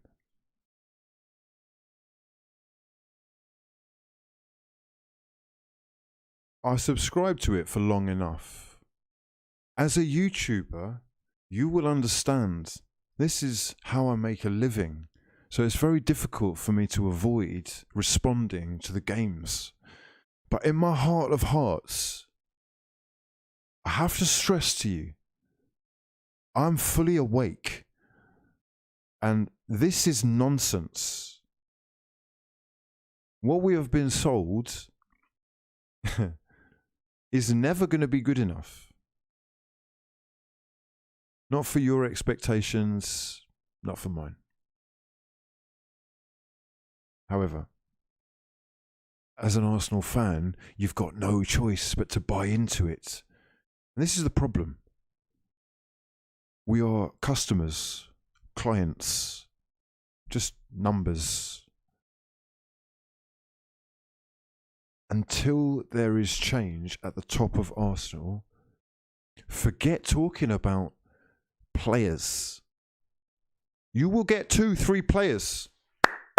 Well done, mate. Good job. If you think that's changing anything, you're fucking delusional. Because you will sell 2-3 players, and one of them will be special. 1 step forward, 2 steps back. And so continues the cycle, where every summer you believe that this is the judgment summer. This is the one where we go serious. This is the one where they're going to back the manager. This is the one where we're going to attract the top players that are going to make us into a Champions League or title challenging side. God forbid. Do you know what it looks like when a side wants to win a title? I don't know if any of you watch basketball, but recently, late nights, I finished the late night fraudulence. I've had about 4 coffees and the basketball's on. I've watched the NBA on and off since I was a kid when we could, because it hasn't always been in this country readily available. But there are interesting systems in acquiring the best players in basketball. It's a different system. But ultimately, teams work their way into positions where they can acquire top talent. The more serious the side is in achieving success, the more money they invest. Now, you will get the Arsenals of the NBA. I would say that is probably the New York Knicks. Massively fraudulent, never qualify for the playoffs, haven't won anything in God knows how long, and have decided that youth and bringing home old, has-beens like Derek Rose, who's not a has-been and I do love, who's actually really talented, but it's just a good example, basically, of just finished dons, yeah? And they have this year, for the first time in God knows how long, actually made a run. It looks like they're going to get into the playoffs. But the serious sides who are hell-bent on success and aren't here to trust processes, they demonstrate that by investing heavily. You've only got to look at the Brooklyn Nets right now. This may well be a foreign language to some people that are listening, but the Brooklyn Nets are, I would say, they're technically not the rivals, but they are local rivals of sorts to New York Knicks, both of the teams in New York City. One side has invested heavily in 3 of the greatest players to have ever played the game, in my opinion. No, that's not disrespect to Derek Rose. Please just calm yourself down. You see what Knicks fans are like? They're like fucking Arsenal fans. That would be the equivalent of me. I mean, I've just dissed Petr Cech. Get over yourself, lad. Yeah, he's nice. He's nice. All right. Just calm it down. This is what I mean. You've been begging for a signing and you think Derek Rose is going to do it for you. Wake up.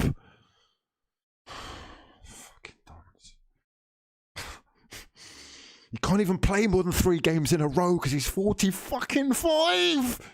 Sorry. Nets, the Brooklyn Nets have invested in, Kyrie Irving, who is top 5 players in the league. Kevin Durant, top 5 players in the league. James Harden, top 5 players in the league. Okay? Now, defensively, they've got absolutely nothing, and they may well actually not win anything. But they are investing heavily. And success should be expected. It is very interesting seeing the comparisons these days. I'm getting slandered for the D-Rose disrespect. Listen, yeah? The point remains, if you don't fucking invest in yourself, you will end up as nothing. And that is what Arsenal are doing. That is what they've been doing for a long time. I don't want to hear about, oh, we signed a couple of players, we spent 100 million on this. Yes, that's fantastic. The model is the problem. The model is the problem.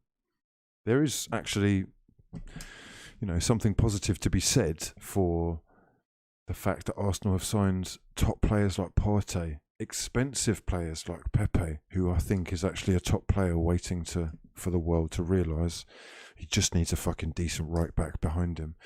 My point is, this guy here does not love Arsenal like you or me. He never will. This guy's a ruthless businessman who loves the colour of money. And while Arsenal are making him a fat packet, he's not going anywhere. No Nigerian businessman is buying this Don out. Because we have here, in the capital of London, one of the financial capitals of the world, if not the, in the very centre of the city. I mean, the property itself is incredibly valuable. As an asset, trying to get loans for other ventures, this is incredibly valuable. And this is on his list of teams, of businesses. Very low down. Very low down. We are worth a fraction of his NFL side, for example. Anyhow. I guess my point really here is, if I could in some way stop myself from constantly doing the nitty, the anally retentive analytical stuff about, oh, Bellerin missed a fucking pass, or oh, Bellerin missed a cross, or oh, Xhaka is, do you rate Xhaka? Like, what? You're not getting it. You're not getting it at all. You're not getting it at all. Because again, if you were a serious owner who had the intention of making the club successful, Hector Bellerin wouldn't be at the club. We can all agree on that, right? Plenty of the players who were playing under Wenger are still playing. Yet I am supposed to believe, I am supposed to have hope.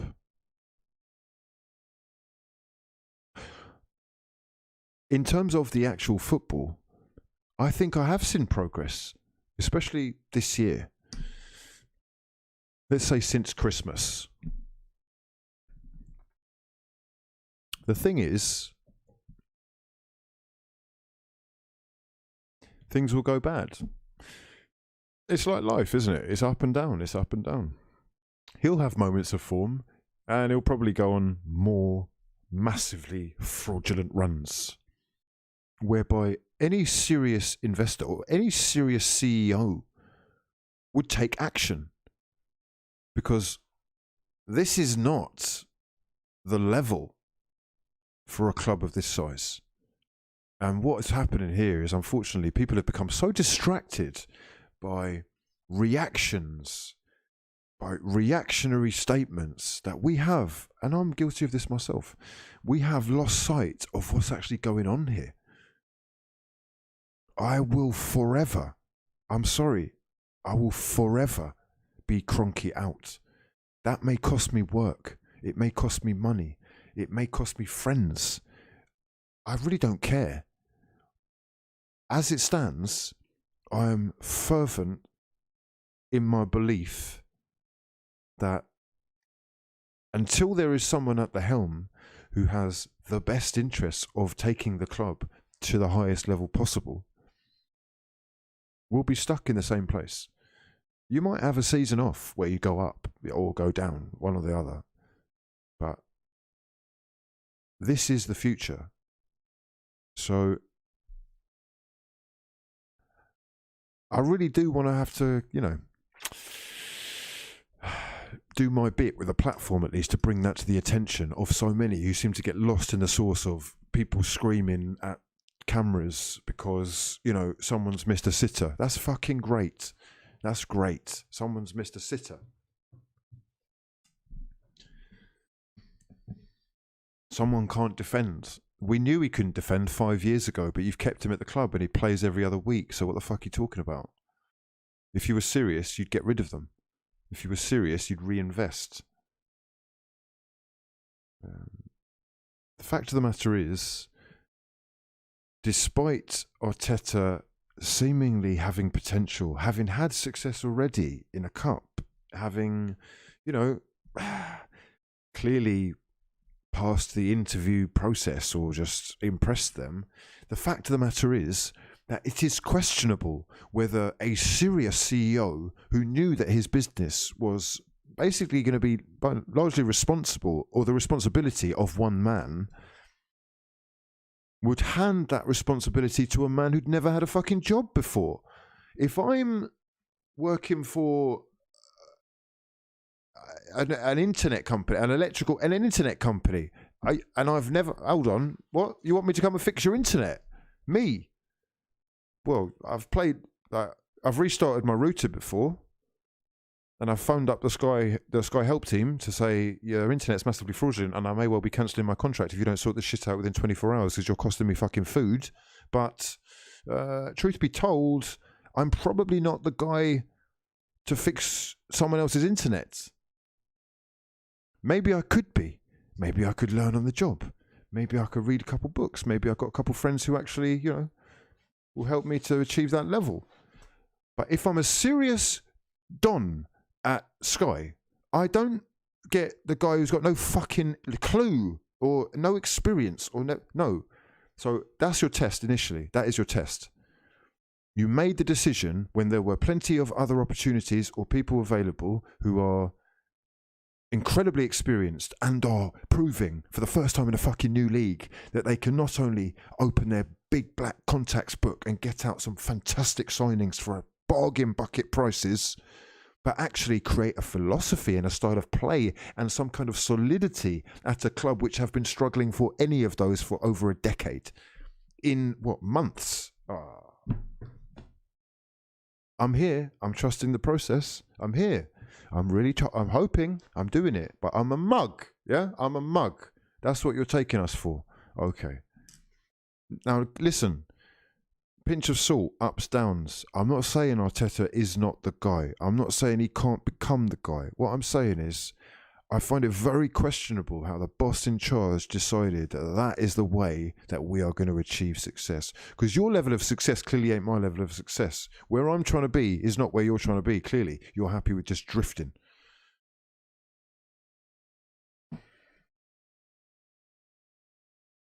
I like the idea that an owner is invested in the business. I, as an investor myself, do not invest in anything that I'm not passionate about, that I'm not interested in, that I cannot lend some kind of energy or value to.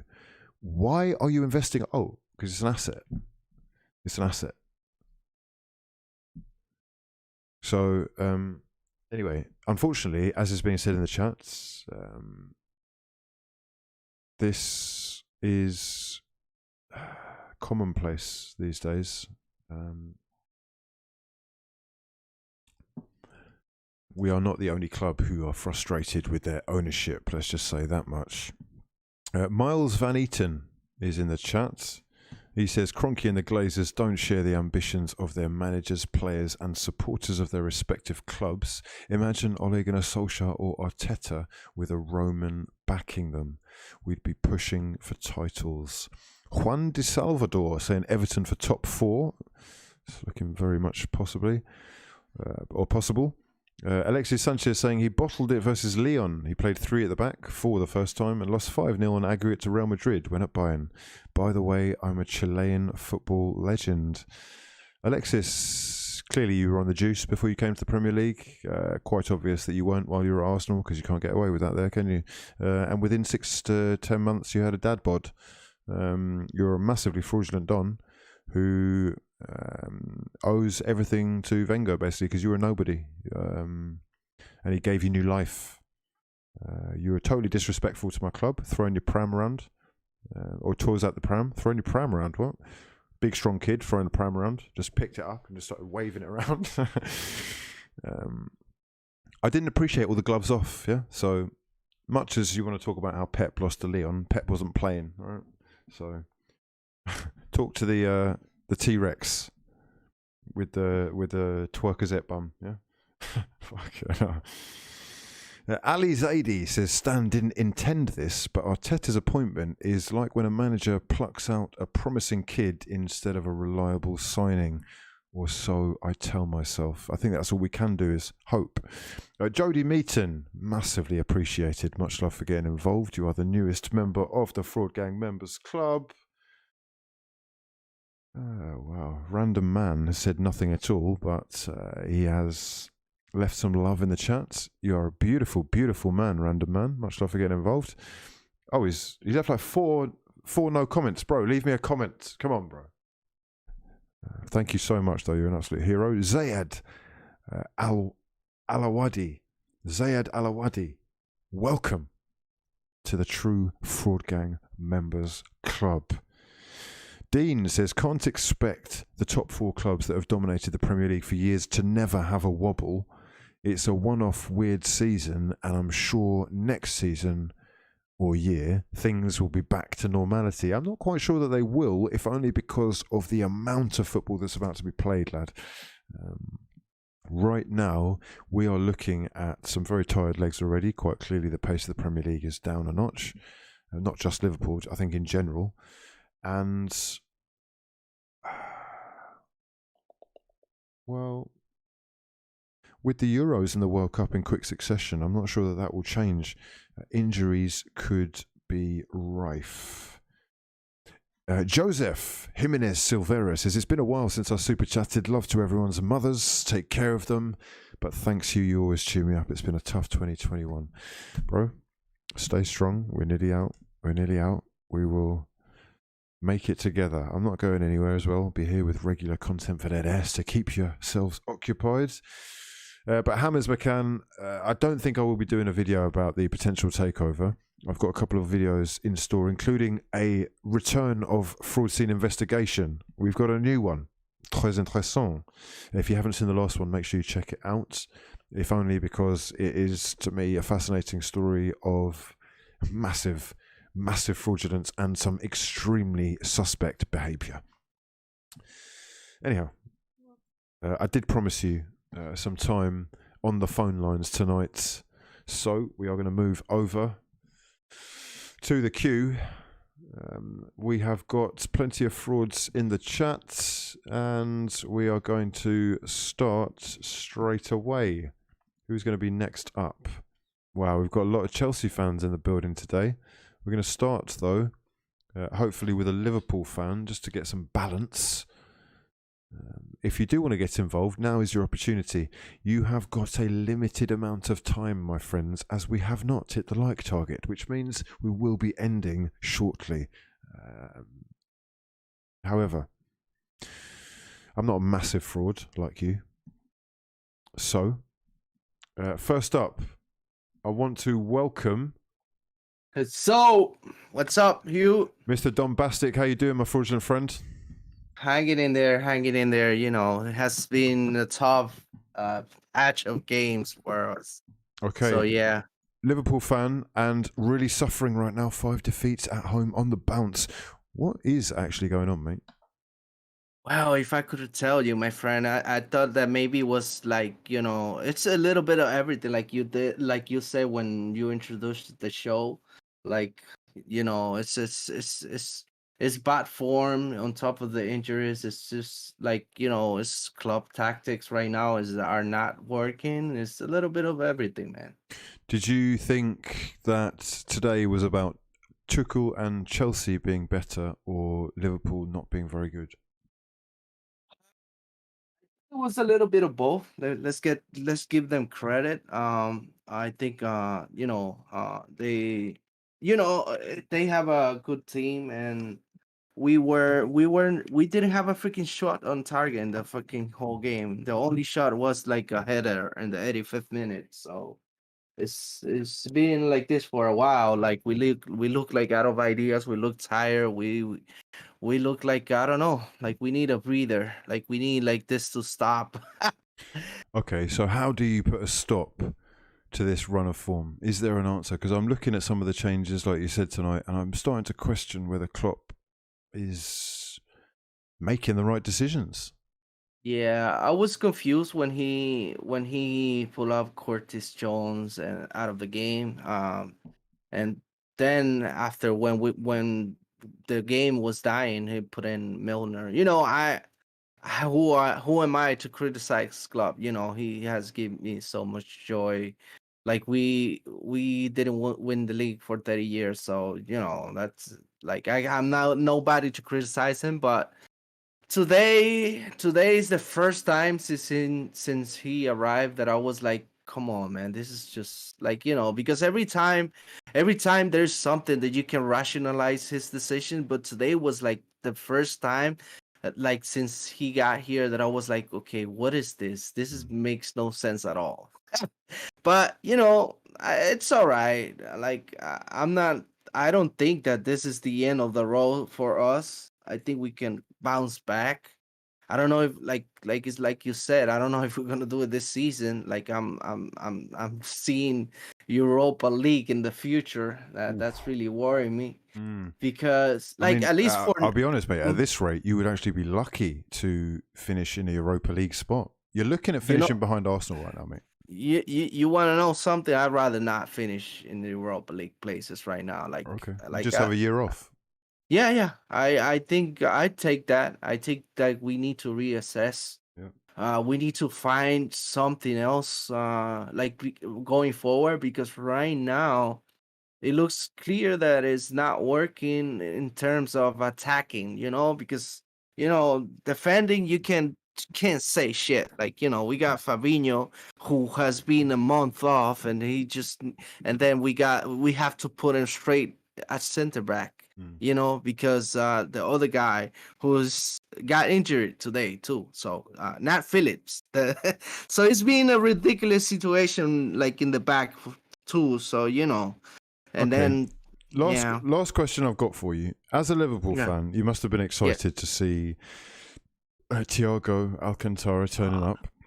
yeah. What has happened here? Why is he not performing at a level that we're used to? Is it the team? Is it him? It- Is he finished? yeah. What's going on? I think it's the team. I think it right now the way we playing is not like it doesn't suit nobody. Nobody will look good playing with us at the moment. I think he's a great player.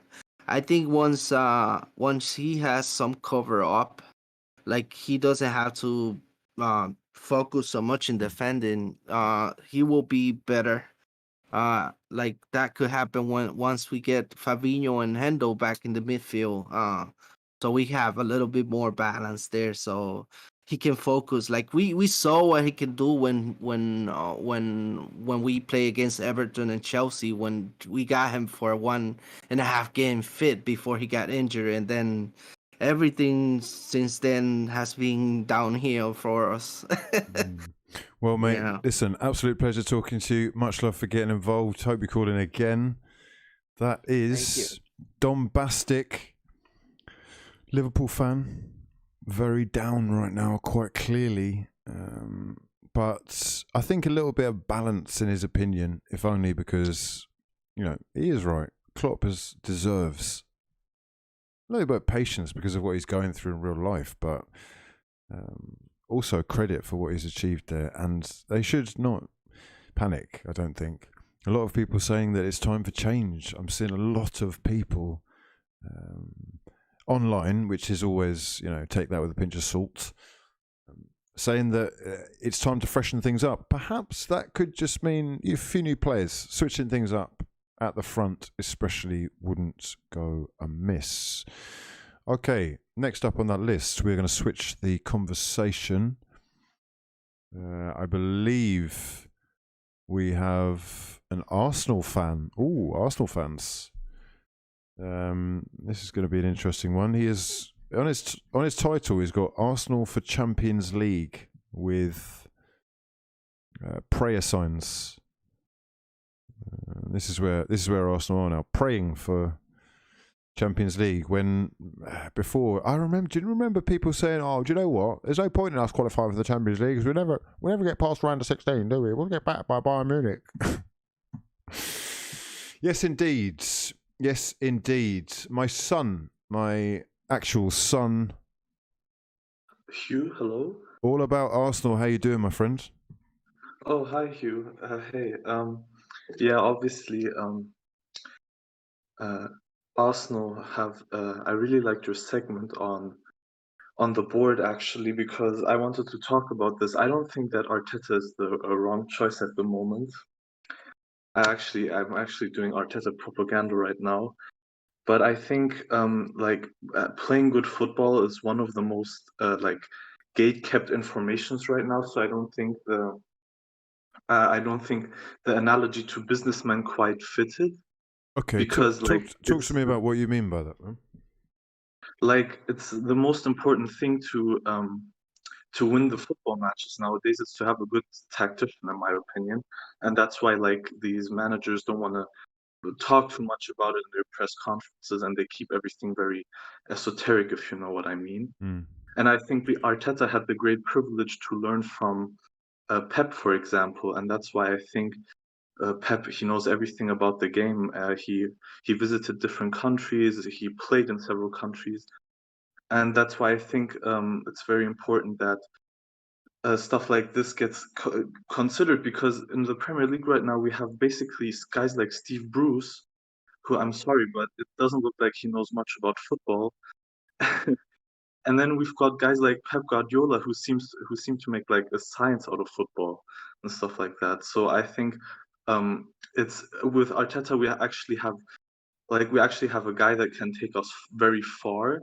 I think the improvement that we have seen from such bad form is quite impressive. But I also think the biggest if right now is if the board will back him with a lot of money, and I'm afraid that that might not happen because, as we can see with Arsenal, also, I mean, we had like one of the best scouts in the whole world with Sven Mislintat. Like he literally had like a program to identify good players. Like he had all those crazy metrics, and what he's doing at Stuttgart now, I mean, he rebuilt the club with the kind of players and the manager he got in, that he scouted. And I honestly think that it shows what you have said, that we have an owner that is not serious right now about making deficits in order for the club to be successful, because I think it's quite clear that City are not profiting from this investment, but they're the most successful club in the world. And I think people saying that Arteta is not the right guy, Arteta is not the person that brought us into this position, and he has a good interest to get us out of this position because this will be his first job.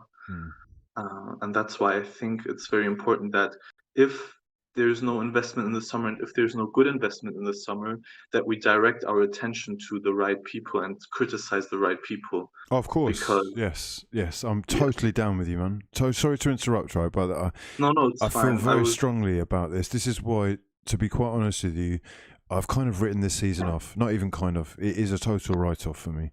Yes, there is a cup competition, but ultimately the league form has been so bad that I'm looking to next season already, or at least I'm looking to the summer transfer window to see how serious the club are. Because if he is not backed, then as you say, It is totally irrelevant making videos for me about football matches and talking about who's not tackling properly and who's not doing this and that, the other, because we are going round in fucking circles and we have to actually wake up and say something before we again do another year of being led blindly into the fucking wilderness. Exactly. I feel exactly the same. I think if you look at the clubs that have been successful, even like Klopp, okay, he turned Coutinho into a great player, and I think he was the main reason why Liverpool got a lot of money. But still, the investment that Liverpool made is what got them over the line to winning the title. So sooner or later, we will need the investment. And I think people saying Arteta being a bad manager, I don't think that's true. I think even if we have an experienced manager like Steve Bruce is more experienced than Mikel Arteta, that's not gonna, make him a better manager. But I think we just have to be like Kroenke, we need to be very critical of him, and we also need to improve our squad. To be fair, our squad have been kind of it's just like we don't have a striker right now that can score and is physical in the air. We have someone with Lacazette that can just play with the back to goal, but he's not really often in the box to convert those chances. So I think we need to invest into the structures behind the football pitch, into the youth system as well. That's another point I want to make. Like if you look at Chelsea and how many talents they produce, and City now with Phil Foden, I know we have Saka, which is like the most talented guy in the league, in my opinion, more talented than Phil Foden. I've said this before. I think Saka is really talented. He has the potential to be a difference maker in any team, irrespective of whether the system fits or not. He's just that good. And I think the fact that we're letting go of Balogun right now, because he wants a bit more money, just shows that we're not invested into the project and that we're not invested into good youth development, but that we're just trying to keep everything at a level where Kroenke can profit. And I think having the highest ticket prices and then watching football like this is a bit troubling, actually. But Okay, on the pitch, I have seen progress, and I think we need to back Arteta. That's my main message let me here. ask you something, man. Do you think that the Sorry, I was rise gone for a second. of say again? Hugh? Hello? Where is he? I can hear you, man. Can you Hugh? hear me? Hello? Yeah, I can hear you now, sorry. Okay. Do you think that... Where are you based, by the way, man? Where are you based? I'm from Germany. Okay, great. Now, that's quite useful because does that mean that you're not in England a lot of the time, right? I'm just going to presume. I mean, yeah, I have family in. Okay, no, that's actually perfect, right? If only because what I'm looking for is an outsider's opinion as to whether you think how can I put this? The rise of social media has affected Arsenal. Oh yeah, it's actually it's funny that you say this because uh okay. The thing that got me really invested into Arsenal, like I was a fan before. I was a fan in the summer where Mertesacker and Özil joined, Okay. because they both have a history with my favorite club. So I thought, Arsene Wenger, he also had a bit of media presence in Germany. But the thing that got me really committed was in 2016, after that 3-0 lot, or that was 2017. Arsenal lost 3-0 to. Oh, he's gone. Where's he What was gone? the Oh, thing he's that there. Sorry, can you say that bit again? You just cut out for a second there. They lost 3-0 Sorry. to who? To Palace away, and the DT had a rant on Arsenal Fan TV, and that's that's how I really got invested into Arsenal, because I could see the Arsenal fans were so troubled, and they were so passionate. I thought, wow, something is like the club is going through a bad stint right now, and I didn't really notice it from the outside. So I was like, wow. And then I started watching more football games, and that's how I got more invested. So Okay. I think social media culture in England is quite football has quite a big social media culture, and there's like loads of football channels on YouTube, which you don't have in Germany, or I don't think anywhere else in Europe for that sake. And I think it really shows how passionate people are, but also how much money is in the Premier League and game, and how much clubs are interested in keeping this going, so that people from outside are in Nice. football and the short term, obviously. Fascinating stuff. Listen, much love for calling in, bro.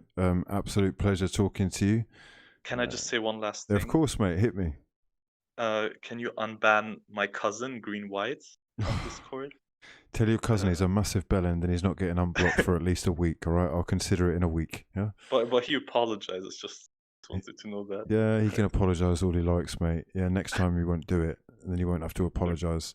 Send my love. Say I'll speak to him in a week. For now, he's on fraud block list.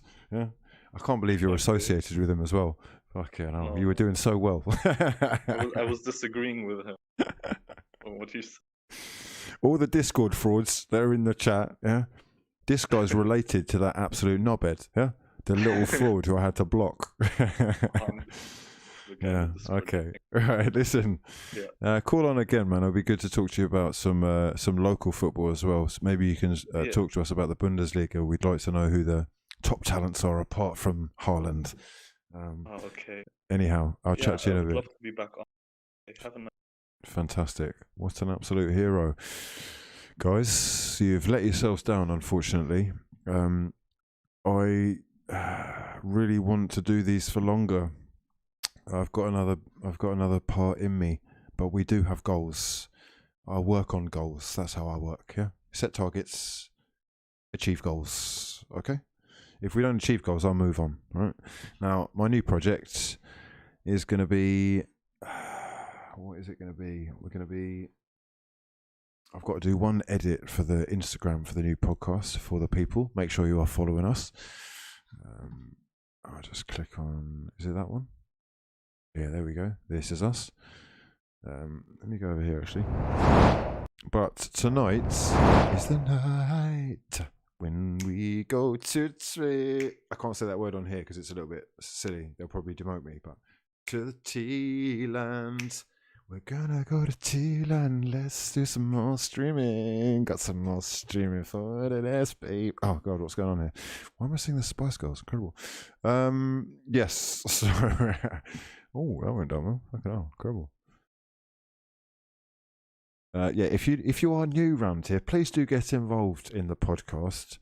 We'll do one more call as well for the lads. Let's go to... We'll do speed calls, all right? We'll do speed calls, yeah? We will do speed calls. I actually like speed calls, because if there's any fraudulence, I just hang up, yeah? Okay, first things first. We are going to go to... I guess we'll go to only Chelsea. He deserves a bit of love, if only because... it is a night of celebration for West London. Only Chelsea, you are now live and exclusive on Late Night Fraudulence. Much love to your mother for getting involved. What's your name and where you're calling from? You got about 4 seconds to answer me before I hang up on that, Clark. Only Chelsea. Yeah? You've got yourself ready to come on tonight. He said, I'm going to give Wizzy a call. Tell him a piece of... Oh, there he is. Hello. Hello, you. How are you, mate? I'm good. I was just about to actually hang up on you because I didn't think you were coming on. No, I'm on a delay, Hugh. I didn't realise I'm on a delay. Oh, that's fine. That's fantastic anyway. Good to speak to you. Whereabouts are you calling from tonight? I'm calling from Bushy. It's like 5 minutes from Watford and like half an hour away from London. Very nice. Very nice. It is late. It is fraudulent. And of course, we have seen another Chelsea performance. Where are you thinking things are going? It looks quite promising under Tuchel so far. It is. I think that's the best we've played under Tuchel. I would say our best 3 games have been number 1 Liverpool, Atleti, and now the third one will be United because we set out what we needed to do for that game. Okay. Now, going forwards, we've seen promising performances from Kante, Mount tonight. I do want to touch on a couple of the things which are still kind of works in progress, because obviously the defence looks good, the passing was on point. Werner isn't quite there yet. He was quite unlucky, I guess, tonight. Did you have a good look at the offside rule? Yeah, realistically, I really do think that was a goal for Werner. Okay, I think he was well onside, but that was... when I'm watching the game, I watched Werner closely because Out of all the players, I don't want him to flop, and I thought he had a very impressive game. He looked like he was at his second last season for Leipzig. I thought that's what he looked like because he wasn't as clinical, but he still was making loads of chances of being dangerous. Right. Okay, so the belief is still there. Talk to me about the other new signing, Hakim Ziyech. I think what happens with him is I thought at the start of his Chelsea career under Lampard in the early stages, he was playing very well when he was in the team. But I think Lampard playing him through a little like knocks because he's been injured quite a bit has kind of like hurt him in a way in the last stages of the season. Okay. So, going forward then, you confident that not only you'll finish in the top 4, but it looks like second could be on right now. Second's definitely on, but I would say maybe a third place would be more realistic, depending on United, to be fair. Okay, so but top 4 in the bag. What do you think ultimately would be considered a successful season? I mean, now that he's taken over, and also, what are you expecting from Tuchel over the next, say, year or so? So for this season, success is Champions League and quarter-finals of the Champions League, in my opinion, because that's what I thought we would do under Lampard as well. But for Tuchel going forward, I would say for him to stay in the job, because he's been brought in on a 18-month contract, he needs to win a trophy now in the next season. That's the minimum. I don't really mind what trophy is, as long as it's a little bit of silverware, or he's maybe 2 finals. He might have lost both, but at least he's getting there. But he seems quite, I don't know, he seems quite smart. He seems quite sharp. And, you know, it's been a fantastic start. It's very easy to write off because I think we have compared the results to what Lampard achieved in similar games last season. But look, results against Atletico Madrid, against Liverpool, against Manchester United, these are all signs that there is something there. I do worry a little bit that it is that new manager bounce, and Agreed. that could well, you know, unravel in time. But so far, so good. Anyhow, much love to you for getting involved. Only cheers. Chelsea. Hopefully, you'll ring us up for future late night fraudulences. Perhaps when things haven't gone so well, we can unpick the fraudulence. Of course, Hugh, of course. Fantastic. Much love for getting involved. Only Chelsea. Absolute hero.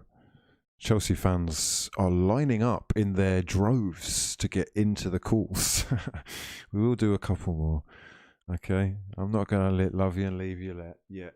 BP7. It's a big moment for you. It's a very big moment for you. I'm sure that you're on some kind of delay as well, so I'll give you a couple of seconds just to warms. But hopefully you can hear and see, more importantly, if you're switched on enough, that you are live and exclusive on Late Night Fraudulence. We will be requiring your name, not your number, but your location, so that we can go in on that ass in the chat and analyse you in the Discord afterwards. No, I'm joking. He's not there. BP7, you've actually blown your biggest moment, and you hate to see it. He's been cancelled. I hope you're ready if you are in the queue. Sakith, you are next up. You're actually here already. Who are you? Is another Chelsea fan. Incredible. Another Chelsea fan joins the chat. Oh, hey. How you doing, my friend? I'm doing good. How are you doing, man? Yeah, not bad. I've been worse. I've definitely been better, but I've definitely been worse. So talk to me. Football is alive and kicking for Chelsea Football Club right now.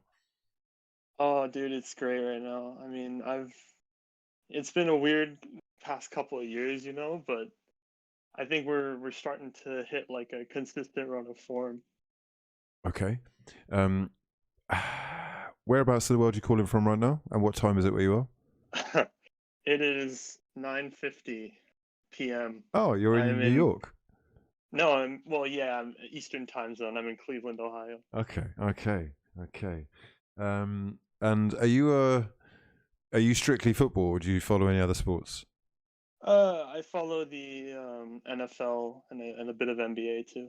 NFL, okay. I might actually watch a couple of NFL videos on the stream I'm about to do because Hmm. I watched one the other night and I mean, it would probably have been a good reaction video, but I don't really watch NFL, and they hit each other so hard that by the end of the video, I was a little bit like, this can't be legal. It's frightening. Like, it's violence beyond belief. There's a lot of like, especially recently, you saw the stuff with concussions. I'm sure, right? Yes, There that's were because they're movies always about fucking trying to it. headbutt each other with the helmets. Exactly. Yeah. So they're putting bigger emphasis on like safety nowadays, but there's still a problem that they need to address. Like Well, they're still look, not doing a good enough job. they're not doing a good enough job of it in football, so they're definitely not Yeah. doing a good enough job over there in Yep. NFL. Anyway, look, you're a Chelsea fan. You're in the States. Oh, sorry. I don't know if you can hear the helicopter in the background, Madly. Oh, is it? Are you in a rough area? No, I'm in the city, so there's like sirens and stuff sometimes. Oh, sirens, gunshots. I've never. I'm only here for college, so I haven't heard many gunshots, but I get like warnings all the time that are like gunshots fired in this area, stay away. Oh my God! Stay Do in they place. wait? Do the government text you? The school texts me. I have like an alert with we have campus police, so they like text me and like they text everyone on campus and tell them, hey, gunshots fired this area, shelter in place. Like it's happened a couple times this semester already, but you know. Okay, well, stay safe for a start. Yeah, no, It's no great that they problem. text you. Shots fired Yeah. round the corner. Don't go round the corner. Okay, that's good. That's Yeah. really good. I remember from time in New York when like kids get kidnapped. There's like a text message the whole country gets, or the whole city gets, maybe. Amber Alert. Yeah, Amber what it's Alert. That's called. it. Yeah, that's Yeah. really good, man. Yeah, no, It's it's really great. good. I mean, modern technology, yeah, this is Yeah, it's amazing crazy. what they can do nowadays. Anyway, listen, let's talk about the football. First things first, I want to pick your brains. You're a Chelsea fan. You're from the States. I'm going to presume you're from the States. Yes. How highly rated and how highly thought of is Pulisic over there? And how? Pulisic, Yeah. Pulisic, however you want to say his name. He is probably he is my favorite player right now. And I was a Chelsea fan before he came to Chelsea. And when he signed for Chelsea, I was like over the moon because it was like perfect. Like every game I was like, "Oh my god, I hope he scores." Like I was yeah, I was his like biggest fan. I am his biggest fan, but I just feel so bad. I don't know what he had, like all his injury problems, and it's all been kind of iffy like since then. He like Tuchel's still using him, which I do like. Like he's still bringing him into the squad, and obviously I like Chelsea more than I like want Pulisic to succeed. So I want Tuchel to do what's best for the team. And right now that's not playing Pulisic, using him as more like a sub. But I don't know. Is that like? Are you saying basically it's like you want to see your best player playing, your favorite player playing more? Yeah, I wish he could play more, but ultimately he knows I think that Tuchel knows best what's best for the squad. So I'm not gonna I don't get mad like that he's not playing Pulisic as much as I want him to or anything like that. I just think that I've been a football fan for so long, and I haven't ever seen like an American player at like such a high level. So I just want him to. No, I get that, man. That's why I just I want him to asked. succeed. That's why I asked, because I see there are a few players in Europe, man, really, who are really doing big things right now. The States have got the potential talent pool to actually achieve something great if they can fix the the system, basically collegiate system, I don't think works at all for promoting players. I don't know. Football in the States is very much like a rich person sport. I don't like how it's. I really don't like how it's done here. I don't think. Like, Can you? 'cause Can, it should be. I don't think people recognise what pay to play is. Can you explain that for people that may? Because in England, it's not like that. I'm not like.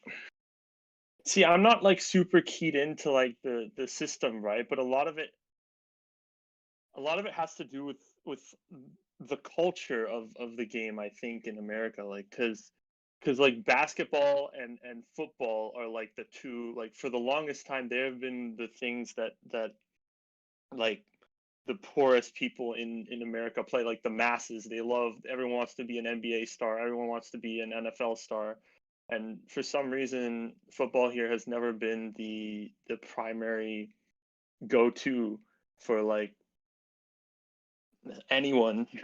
Like under, like, it's like I like to joke with my friends that in America football is like the ultimate like rich white girl sport. Mm. Well, it's funny Like, because that is where America has had the most success, or the States have had the most success yeah, in the game. yeah, that's literally, I mean, it's not even a joke at this point. Mm. uh, It's interesting anyway. it's I do feel a little bit like they've kind of, what's the phrase? I always get it wrong. Biting your nose to spite your face, or something like that, whatever it is. It's just self-destructive, basically, and the potential is quite clearly there, and we're seeing these yeah, little blips, these little anomalies just popping up all over Europe. yeah. Whether that be at Barcelona, at Schalke, at Juventus, or Chelsea, you know, there are plenty of them coming together that could form some kind of thing for the World Cup when it hits America.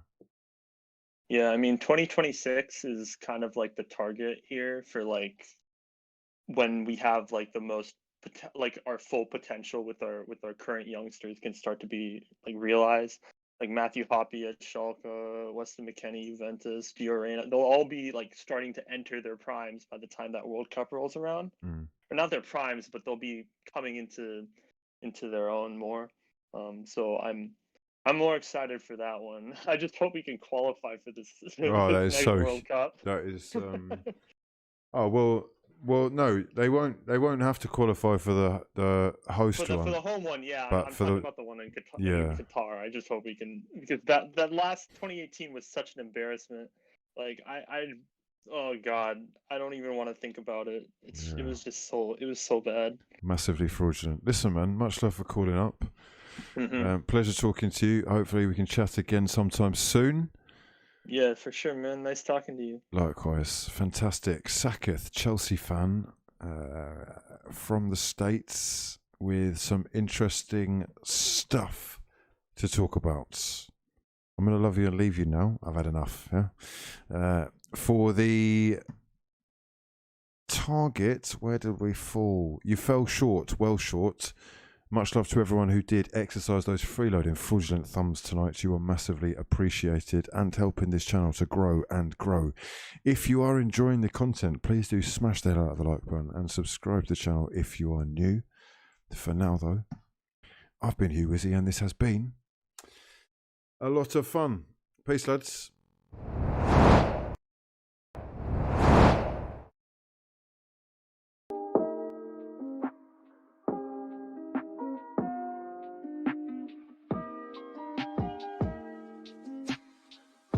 Good evening. Good evening.